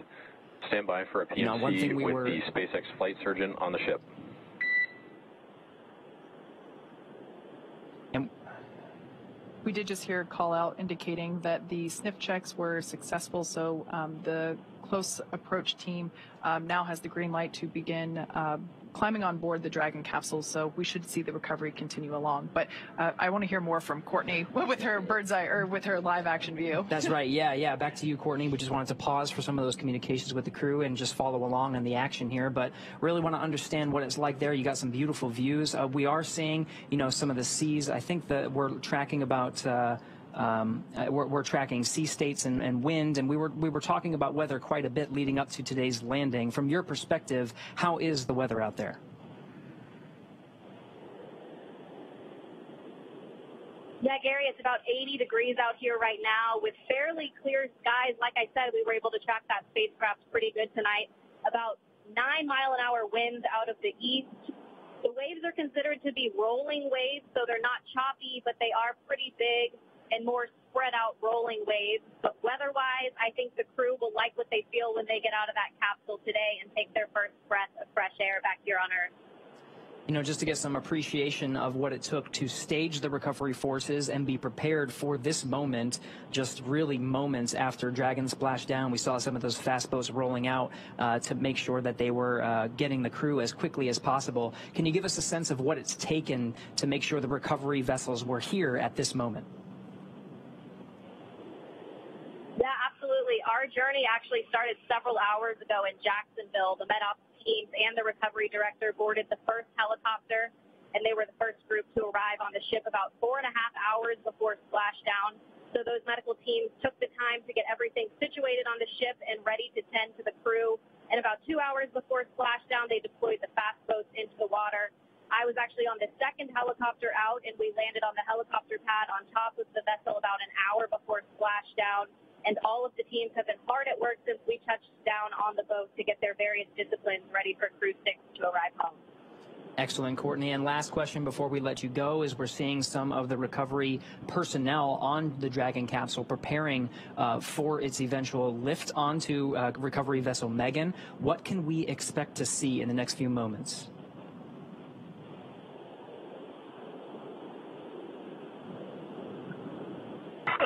so once the crew is out Copy. We also have you 5 by 5. they'll be Boats are working on you and rigging up the vehicle. I'll get back to you closer to capsule lift. Teams, and we'll have the opportunity to take those space suits off and get comfortable back here on Earth. And then, of course, they'll run through those medical checks. They'll get back on the helicopter and head back to the airport where they'll board their plane back to Houston to begin their post-flight period. You're probably getting a better view than I am right now, so I'll let you walk through that. But back here on the ship, once the crew is off, they're not the only ones returning from space today. We'll actually stay here a little longer with the cargo team since there was International Space Station cargo returned on this flight. So once we get back to the airport, the cargo teams will begin doing cargo processing, taking photos of all of the articles that were included in the cargo, and they will pack all of that into box trucks that will take them back to various NASA centers. But Gary, an overall beautiful splashdown tonight, and I hope it was the same for you back in Hawthorne. Absolutely, Courtney. We've been getting some fantastic views. Thank you so much for that report. That was Courtney Beasley out on the recovery ship, providing live coverage from the landing site just off the coast of Jacksonville. We're back in the action now, seeing some of the views from the recovery vessel and the recovery operations team, including helicopters, fast boats, jet skis, and of course, we're getting views from some of the ships that are standing by, waiting to actually pull Dragon out of the water. So at this point in time, the Dragon capsule has safed all of its systems. Mission Control did a systems check to make sure that that was true and accurate. They gave the fast approach teams the green light to approach and begin the rigging process, which is what we are now seeing underway. Additionally, they have recovered the parachutes from the water. So those were, we were able to see those being dragged onto a boat. And what we have now is there's one individual that we see kind of like a spider monkey crawling all around the capsule and attaching the necessary rigging, the straps. These are what will help to stabilize and lift the Dragon capsule out of the water and onto the recovery vessel. For tonight's operations, we are using our Atlantic Coast recovery vessel, Megan, and we, in hopefully in probably like 30-ish minutes from now, it kind of varies depending on the sea states, which, as we can see, a little bit more waves than some other missions, but still well within the limits for recovery, really probably unfazing to the individuals that are out here doing the work as they train extensively for these operations, whether it's daytime or nighttime. So obviously we can see one person there working to secure that strap around the base of the service section of the Dragon capsule, and that is one of the primary stabilization strap rings that will help to lift the capsule out of the water and onto the Dragon's nest on board Megan.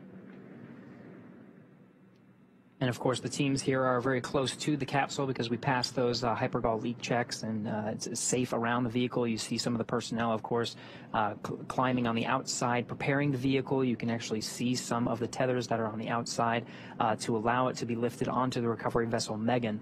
Some of our views are even getting better as the recovery ships that are providing some of the live views that we're seeing are getting closer to the Dragon Endeavor. Yeah, as I mentioned before, this is one of the coolest but also frustrating moments of recovery for me personally, just because obviously for safety reasons, we have to station the recovery vessel and team a safe distance away from the intended splashdown target. It sounded like they were, according to Courtney, about 1.5 nautical miles away from the splashdown, but those fast boats are called fast boats for a reason. The primary recovery vessel, Megan, is not a fast boat, so it does take about 30 minutes for it to reach that the capsule, essentially. So it's great because we see the views get closer and closer slowly, but just because I love to see the action as soon as possible, I wish it was a little bit closer, but that's just me. It's great to get some of these thermal images. Of course, over on the East Coast, it's well past midnight, so very dark out there, but still getting some fantastic views. The recovery forces are not necessarily getting our views. You know, they don't have the thermal cameras. They're getting eyes on the vehicle. This is what they're saying. This is an precisely actual visible spectrum. Yes, with the visible spectrum, because of course the vehicle is being lit by spotlights, and you can see the fast boat itself has lights. So there's plenty of opportunities to make sure they have the capsule well within view, and all the teams that are surrounding in different recovery ships and different recovery vessels are aware of the capsule's presence.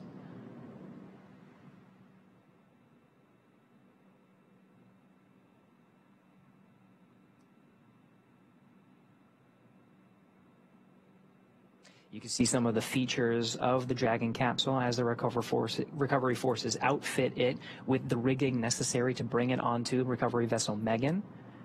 Some of the circles you see in front of the individual that's on the Dragon capsule, that's where those parachutes were deployed from.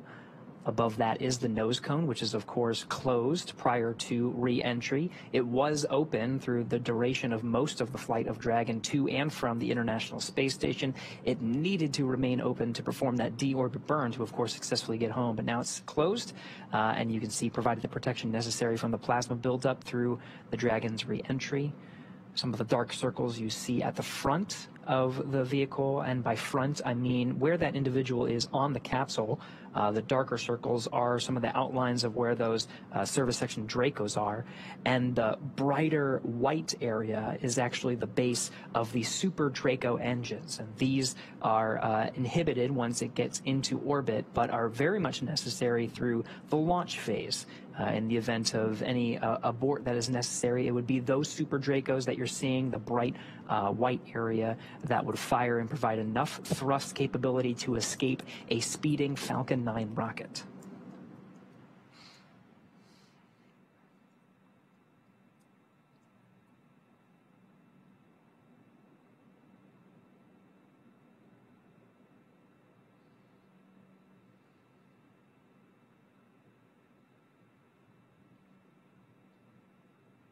Once again, we can see the recovery vessel Megan making its way closer and closer to the Dragon Endeavour capsule, which has splashed down off the Atlantic coast of Florida. We can see the recovery team in the fast boats that have now approached the Dragon capsule. They are in the process of rigging it up with the necessary straps and equipment that will be utilized for right there. That is the actual, the Dragon's nest that we will be lifting the Dragon capsule onto. The lifting mechanism, it's kind of hard to tell right now, but that almost house-like structure over the end of the aft end of the boat will actuate downward, and then the straps will be used to lift the Dragon capsule, and then the whole thing will actuate back into the orientation that we see it here to help secure, or to place it and to secure the Dragon capsule in that nest. After the capsule is placed in the nest, they will then just roll or translate the nest forward to where the platform is that we will actually be able to see the recovery team open the side hatch and eventually have Crew-6 egress or exit from the capsule. So if you look through the back there, you can see the capsule. That's that white speck in the background there in the darkness behind Megan. Yeah, you can actually see the distance now. It's becoming much more clear. The space recovery vessel was designed very much with a Dragon in mind. Of course, that hydraulic lift bringing it onto the Dragon's nest, and that platform, Kate, that you were describing, it allows for access right at the right spot, right in front of that side hatch. The side hatch will be facing right towards the camera. That will allow, when that Dragon nest comes in towards that platform, the crew on board recovery vessel Megan will have access to that side hatch to go ahead and open that. All 4 crew members will remain seated throughout that process, but the Dragon side hatch will be open, and the recovery teams will take the Crew-6 astronauts and cosmonaut out one at a time. Yeah, you mentioned that this vessel had Dragon in mind. You couldn't be more correct. When SpaceX acquired this vessel, we actually have two of them, one for Atlantic operations, one for Gulf operations, and both of them are pretty identical. They all each have a lifting mechanism, a nest. We basically designed the interior and exterior of the vessel to accommodate efficient and speedy operations for Dragon recovery. In addition to these physical recovery assets, there are also medical bays where each crew member will get a quick medical checkout by the flight surgeon after egress, as well as a helicopter deck that in some instances is utilized to have the crew depart from there. So it is definitely a bespoke boat, if you will, a vessel for these Dragon recovery operations. And it's quite necessary because we want to make sure that these operations are as efficient as possible. We don't want to leave the crew in the water or in the capsule any longer than they need to be. So we really try to make sure that this is as efficient as possible. And certainly this vessel, both vessels, because like I said, they're pretty much mirror images for both Gulf and Atlantic coast operations. We make sure that they are as smooth as possible. And we're just about 23 minutes from the time of splashdown. Again, that splashdown time, 12:17 a.m. Eastern Time, 9:17 p.m. Pacific. So we're already closing in on the vehicle. The recovery teams up at this point, just to do a quick recap, have done initial checks of the spacecraft to make sure there was no hypergol leaks, any hazardous gases or materials, just to do a quick sniff check and make sure that the spacecraft was safe to approach. Once that was cleared, we saw some individuals on the Dragon capsule outfitting it with the rigging necessary for those straps you see on recovery vessel Megan. That hydraulic lift will bend forward and be attached to the Dragon capsule and be lifted off right onto that beautiful, perfectly Dragon-designed little disc you see on the Dragon nest. That's where Dragon will rest very comfortably to allow access to the crew. So that has happened over the past 4 minutes or so. And we are making great progress right on the timeline for the recovery ship to arrive. Dragon, SpaceX, be advised, we're transitioning the forward link over to the recovery vessel. Comm will be unavailable for approximately 5 minutes. SpaceX Dragon top.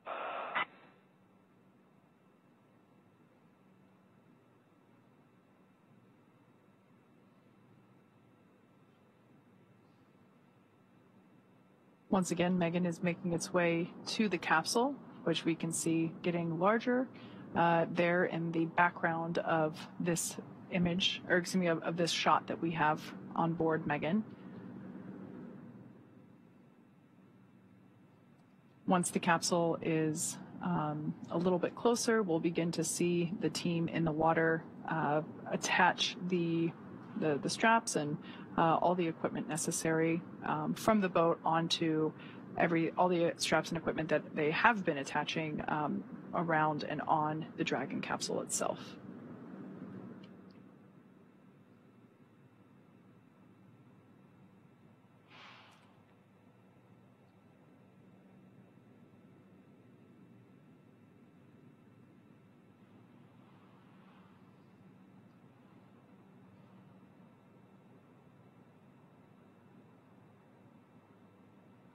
We can see the recovery team member who is the individual that basically crawls around on top of the capsule itself, still on there.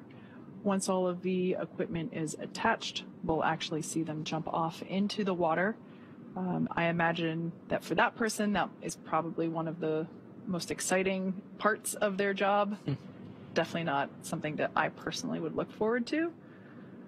Something else that we also sometimes see with these night recoveries is due to the lights near the water, bugs will be attracted occasionally, as well as smaller fish. And so we might actually see some dolphins as we have in the past. Sometimes they come out because the hunting is maybe a little easier with them attracted to the water surface. with all this, the light. Obviously, we need lots of light to ensure safe operations as we're progressing through these recovery steps.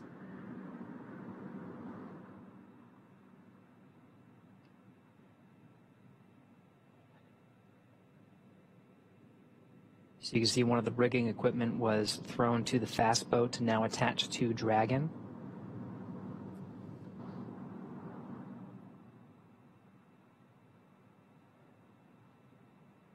Again, this is on a hydraulic lift that will safely lift a Dragon capsule out of the water and onto that disc you see at the bottom of your screen.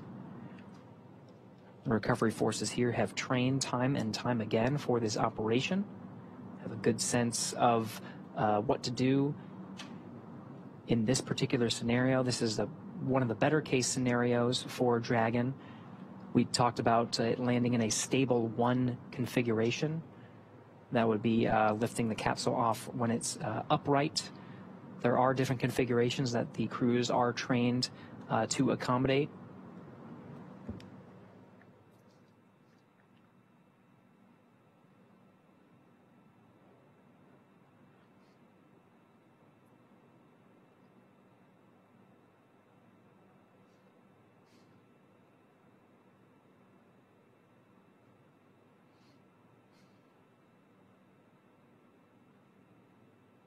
As we mentioned before, the Dragon capsule is soon to be lifted onto the recovery vessel Megan.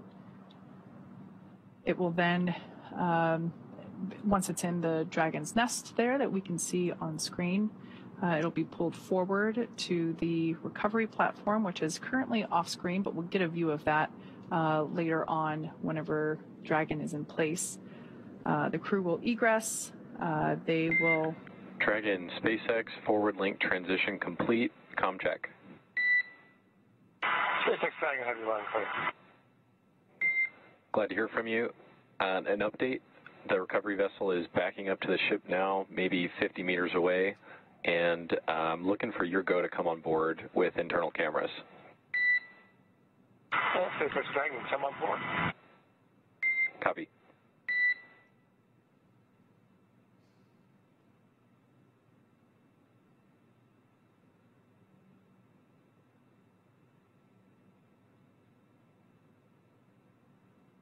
At this point in time, rough estimation for crew egress is anywhere between 15 to 30 minutes, depending on how additional safety checks pan out and how quickly we can get the team, the capsule onto the recovery vessel that you see there. Those teams are now preparing to lower that hydraulic lift mechanism into the water. That will then bring the spacecraft onto the deck into that translation system known as the nest. The capsule will remain there during crew extraction as well as throughout the journey back to port.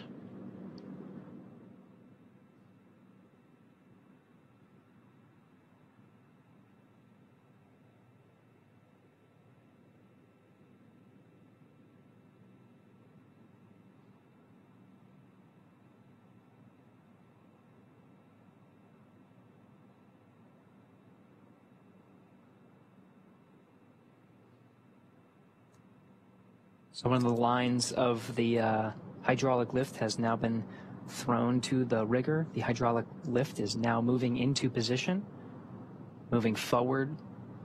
This is the position that allows the initial lift of the Dragon capsule out of the Atlantic Ocean and then onto the Dragon nest. Dragon, SpaceX rigging complete. Approximately 5 minutes until capsule lift. SpaceX Dragon top, we'll be waiting.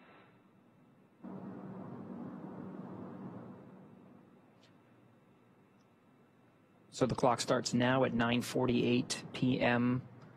Pacific time, 12:48 a.m. Eastern time. We'll be looking for Dragon to be lifted out of the water at approximately 9:53 p.m. Pacific, 12:53 a.m. Eastern.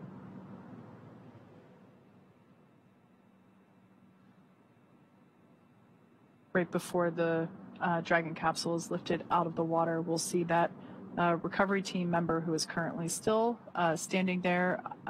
He's actually standing in the bucket where the main parachutes were located during Dragon's flight. Obviously, those buckets are that bucket is now empty as we deployed the main parachutes. But we will see that team member jump off and away from the capsule just prior to the capsule being lifted out of the water. Dragon, brace for capsule lift. There they go. This is exciting, we'll brace.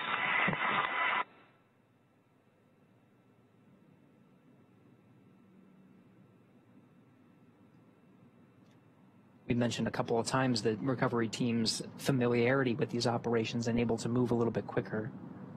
They prepped the crew for about 5 minutes of capsule lift. That happened in just a couple of minutes. And it looks like we are starting to see the capsule be lifted out of the water. We can now start to see the heat shield. Dragon now in the air, the hydraulic lift being activated and will be utilized to center Dragon on the nest there at the aft end of the vessel. I love this view because you can see the state of the heat shield. It did such incredible work during atmospheric re-entry.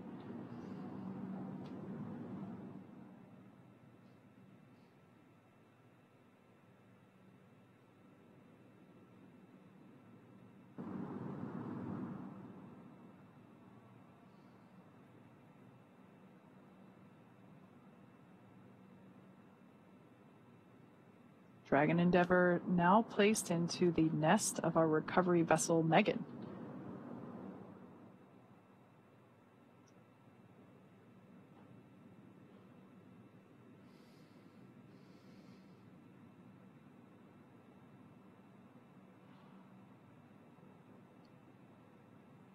Here's our first view inside the Dragon capsule after they made their splashdown. I was just doing some quick math. We had splashdown at 9:17 p.m. Pacific. It's now 9:51, so just 34 minutes. That's like a pretty efficient recovery operation indeed.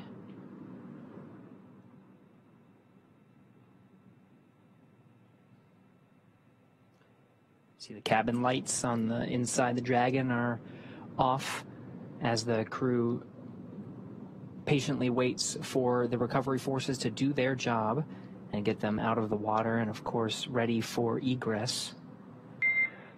Dragon, I'm happy to see you safe and sound on board. Personnel are completing their final checks. Stand by for translation across the deck to the egress platform. SpaceX Dragon copies, we'll be waiting.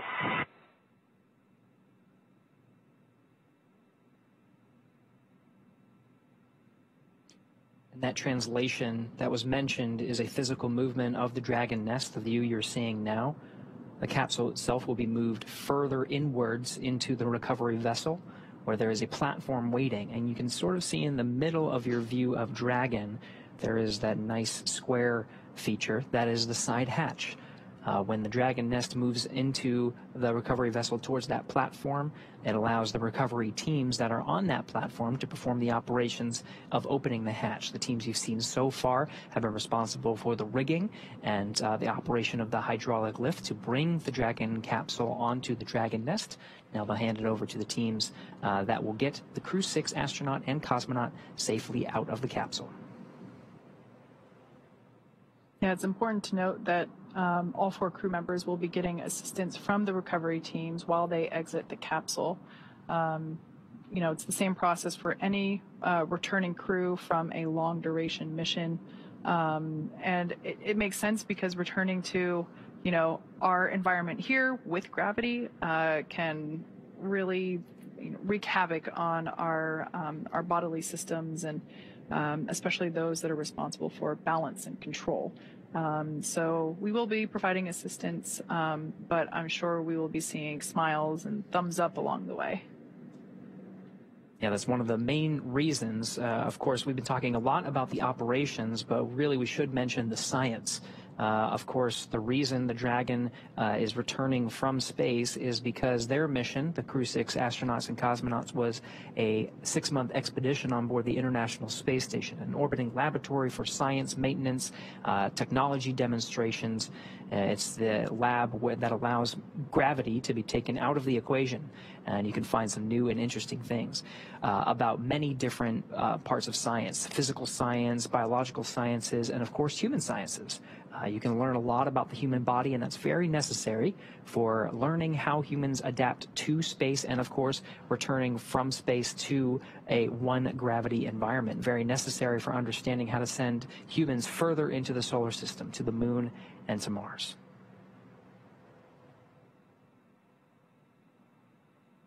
So we're now standing by for translation of the Dragon capsule to the recovery platform. Basically meaning that once everything checks out here, we should see the entire capsule move towards us. We'll get a different camera view on board the recovery vessel once the Dragon capsule starts to move, but it'll basically put it right up next to the platform that is basically right at the same height as the bottom of the side hatch. Oh, there we have our first movement of Dragon Endeavour making its way to that recovery platform.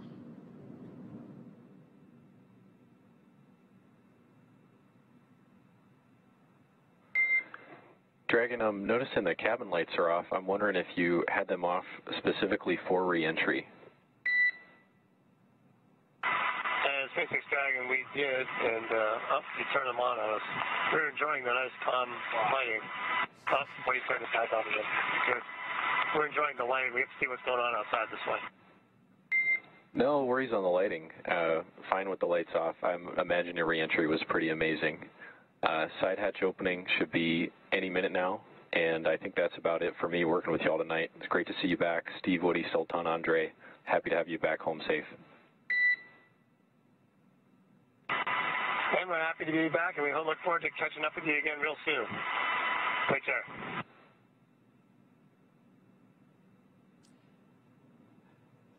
It's an important note. The crew has the ability to toggle lights on and off, and turning them off during the re-entry phase. There are those windows that we've been seeing. All right, Dragon, I know I said goodbye. I'm back, and I'm wondering if you can indeed turn the cabin lights on for the recovery team to come inside. Absolutely, we'll take care of that. And they're on now.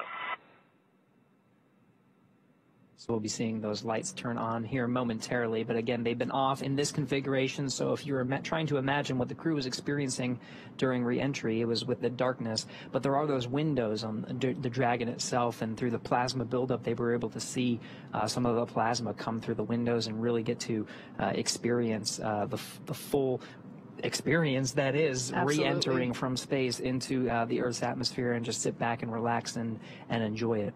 Yeah, that also makes sense given that it is dark out, and you know, for them to be able to, where possible, see the recovery operations happening outside. Yeah, same reason why you know, as kids we're not allowed to turn lights on in the car when mom and dad are driving at night because you can't see very well outside. So that makes a lot of sense. But we did ask them to turn them back on just so that we're able to help the crew egress.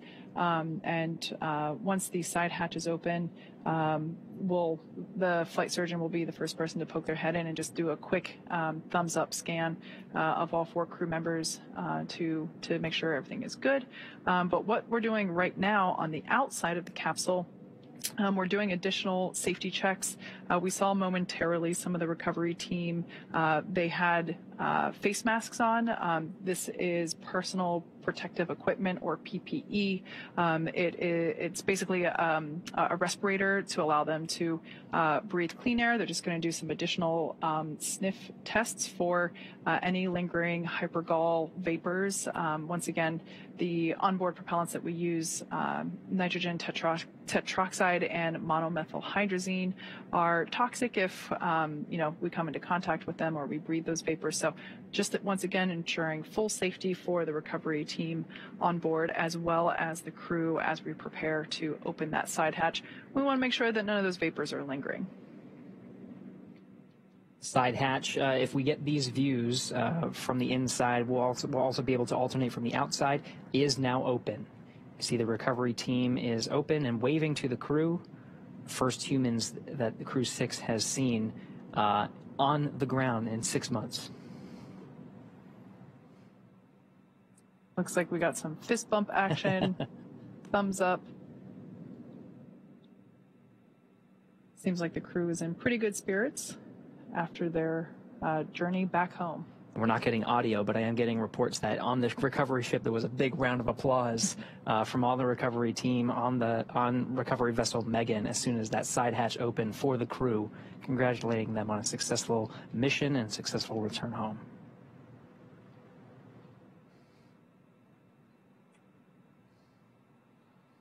So once again, this is the first time that the side hatch has been opened since the day that the crew lifted off from pad 39A.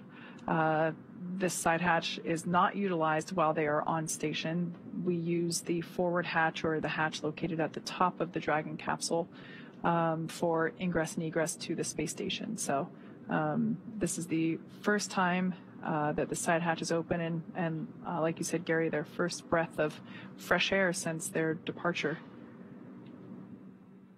So we'll also see the SpaceX recovery team, perhaps they already installed it, but I think they did.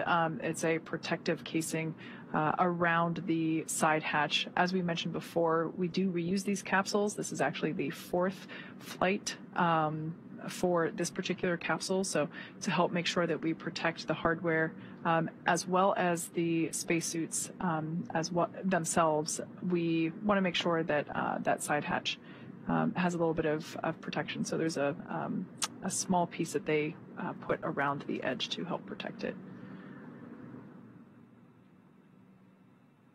Looks like we're getting some initial photos of the crew's return while continuing to secure that side hatch. Make sure it stays in the upright position while the crew is making their way out. Again, we will be providing assistance to all 4 crew members as they egress, as returning to our 1G environment, our 1 gravity environment here on Earth can be difficult after spending so many months in space. Once again, this crew lifted off in very early March, so they've certainly been enjoying microgravity for a while. It's important to note all the team members it takes to perform a successful recovery operations. We have specialized personnel out to drive the fast boats and secure rigging equipment, operate the hydraulic lift to bring Dragon onto the Dragon's nest and move it into position. Now we have specialists that are dedicated to understanding the Dragon's systems, successfully opening up the side hatch and knowing the insides of the Dragon vehicle to basically unfasten, unbuckle the 4 crew members from the vehicle and start bringing them out one at a time. We, of course, have medical personnel on board, with medical facilities on board as well, to provide standard checks and test the health of the crew, make sure they're feeling good. And then, of course, Kate, you mentioned there is a helipad on the recovery vessel itself and a helicopter stage. So after the initial medical checks, the crew will be able to get a very quick ride home to the Florida coast, where they'll hop on a plane and make their way back over to Houston for further testing and, of course, to see their families, who will be eagerly awaiting their arrival.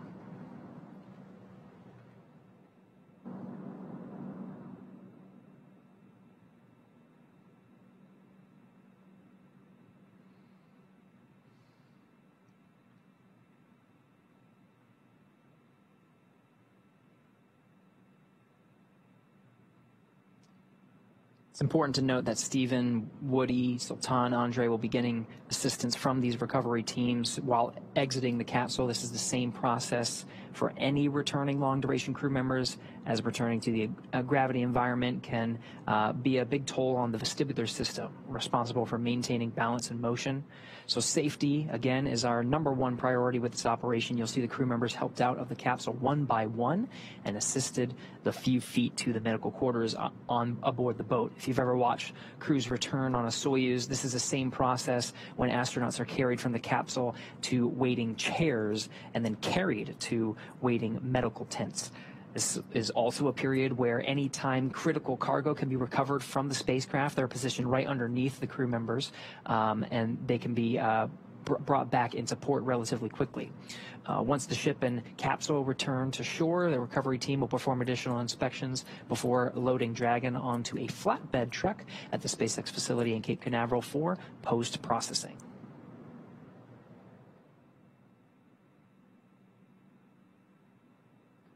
As part of the effort to make sure that there's a bit more room for crew egress within the capsule, we are currently detaching and removing the footrests that we saw attached to each of the 4 seats inside Dragon. This just helps to create a little bit more space and enable the crew to get out a little bit easier. We'll also likely see them put a small slide up against the side hatch, and that will allow the crew to kind of slide out a little bit to egress a bit easier.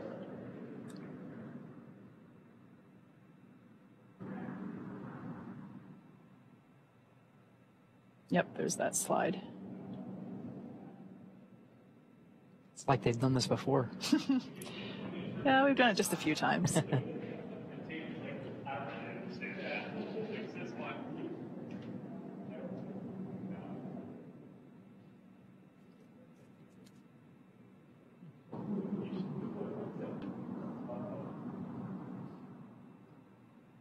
We're now standing by for egress of the Crew-6 team. Very happy to see Steve, Woody, Andre, and Sultan back on planet Earth. I'm sure they are also excited to come out, and as you mentioned, it's after the medical checks, they'll hop in the helicopter and go home, a quick ride. So I bet they're all getting really excited for the opportunity to see their families really soon. And of course, the change of gravity from microgravity to 1G can be taxing on the body. So throughout that whole process, through the medical checks, through the helicopter ride, the plane ride, the crew will have facilities and will have the ability to rest through much of that journey.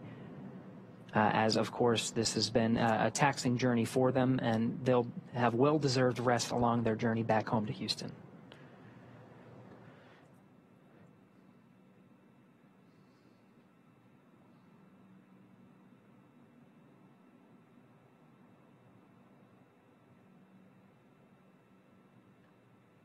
It varies mission to mission, crew by crew, but we usually see either the pilot or the commander egress first.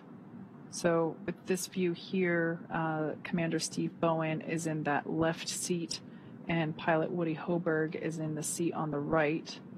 To Woody's right is Andrei Fedyaev, and to Steve's left is Sultan Al-Nayati.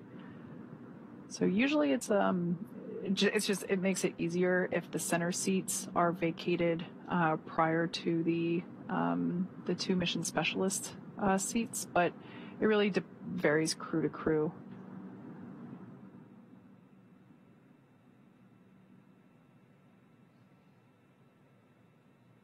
We did see them detach and remove the footrests from all 4 seats to also help add a bit more moving room within the interior of the capsule.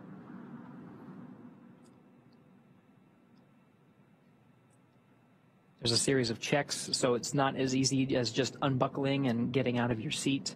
The seats, of course, and suits are designed with human spaceflight in mind. So the seats are connected. The suits are connected to the seats via an umbilical that can provide communications as well as air nitrox purge that the crew is able to breathe. It's a little bit more oxygen than your standard breathing air.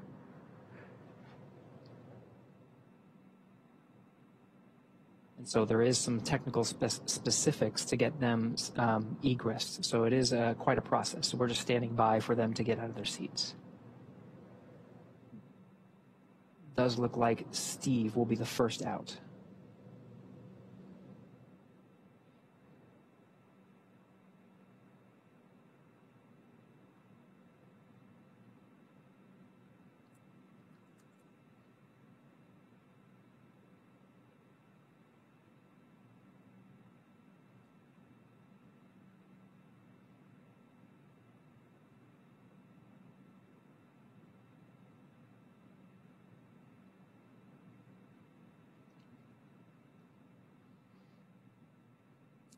NASA astronaut Steve Bowen, the first to exit the Dragon spacecraft.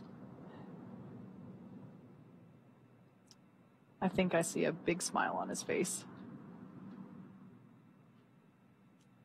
Helped up by the recovery teams.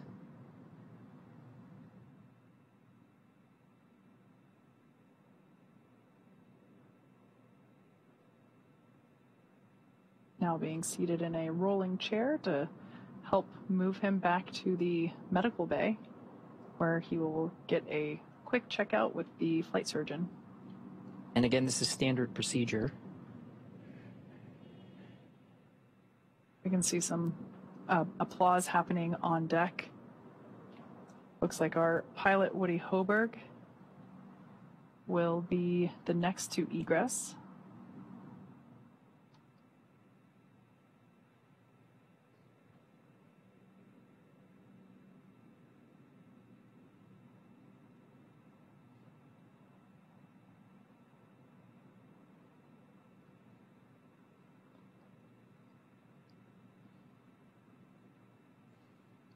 For those of you that have just joined us, we are now standing by for egress of the remaining 3 Crew-6 members. We can now see Woody Hoberg making his way, pilot of Crew-6, making his way down the slide. Looks like some excitement, possibly some more applause happening off camera. Remaining inside are mission specialists Sultan Al-Nayati and Andrei Fedyaev. Commander Steve Bowen has already egressed. Some more applause there on the deck of the recovery vessel. Dragon splashed down just under an hour ago at 9:17 p.m. Pacific, 12:17 a.m. Eastern. So just under an hour ago, they made contact with the ocean surface, and here we see them now egressing and beginning the last steps before being able to make their way home. That's right. The 2 NASA astronauts have exited a Dragon spacecraft and are now in the medical facilities as part of the standard procedures and checks necessary before they board the helicopters and take the flight back to shore. Of course, there are the 2 mission specialists left the capsule. If they follow standard procedure, it should be Andrei Fedyaev that we see egress the capsule next.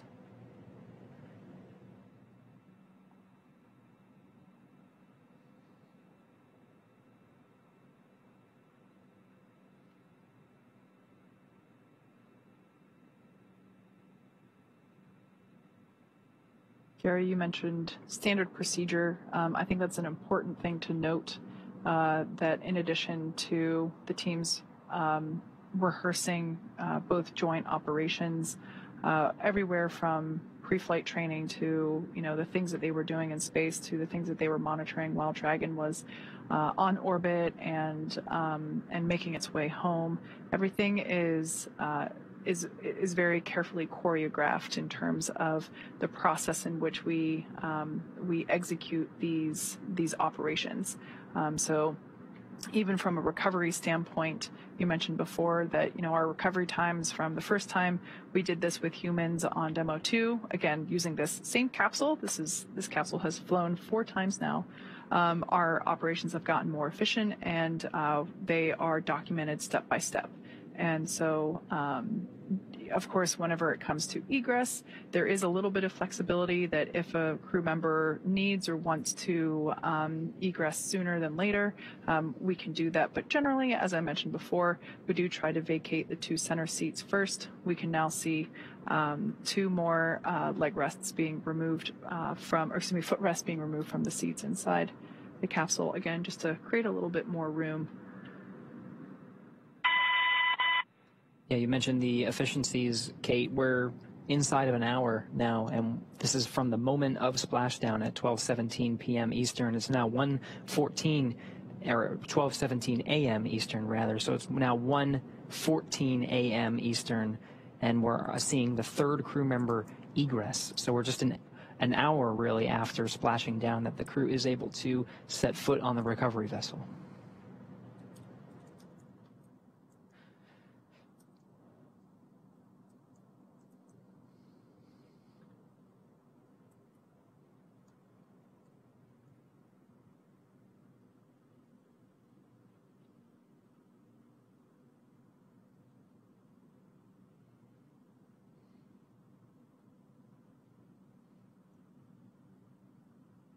There's Roscosmos cosmonaut Andrei Fedyaev being assisted by the recovery teams onto the rolling chair. He'll also be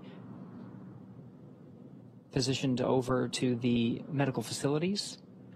Last remaining crew member inside Dragon Endeavour now is Emirati astronaut Sultan Al-Niyati, completing 186 days in space.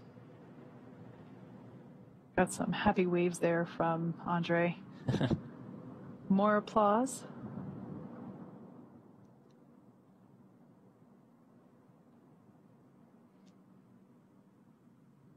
And the last footrest being detached from Sultan Al-Niyati's chair.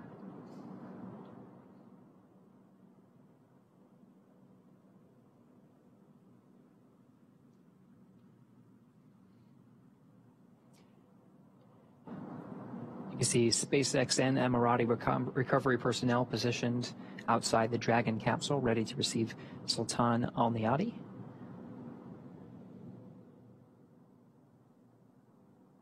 Again, he is the last remaining crew member inside Dragon Endeavour.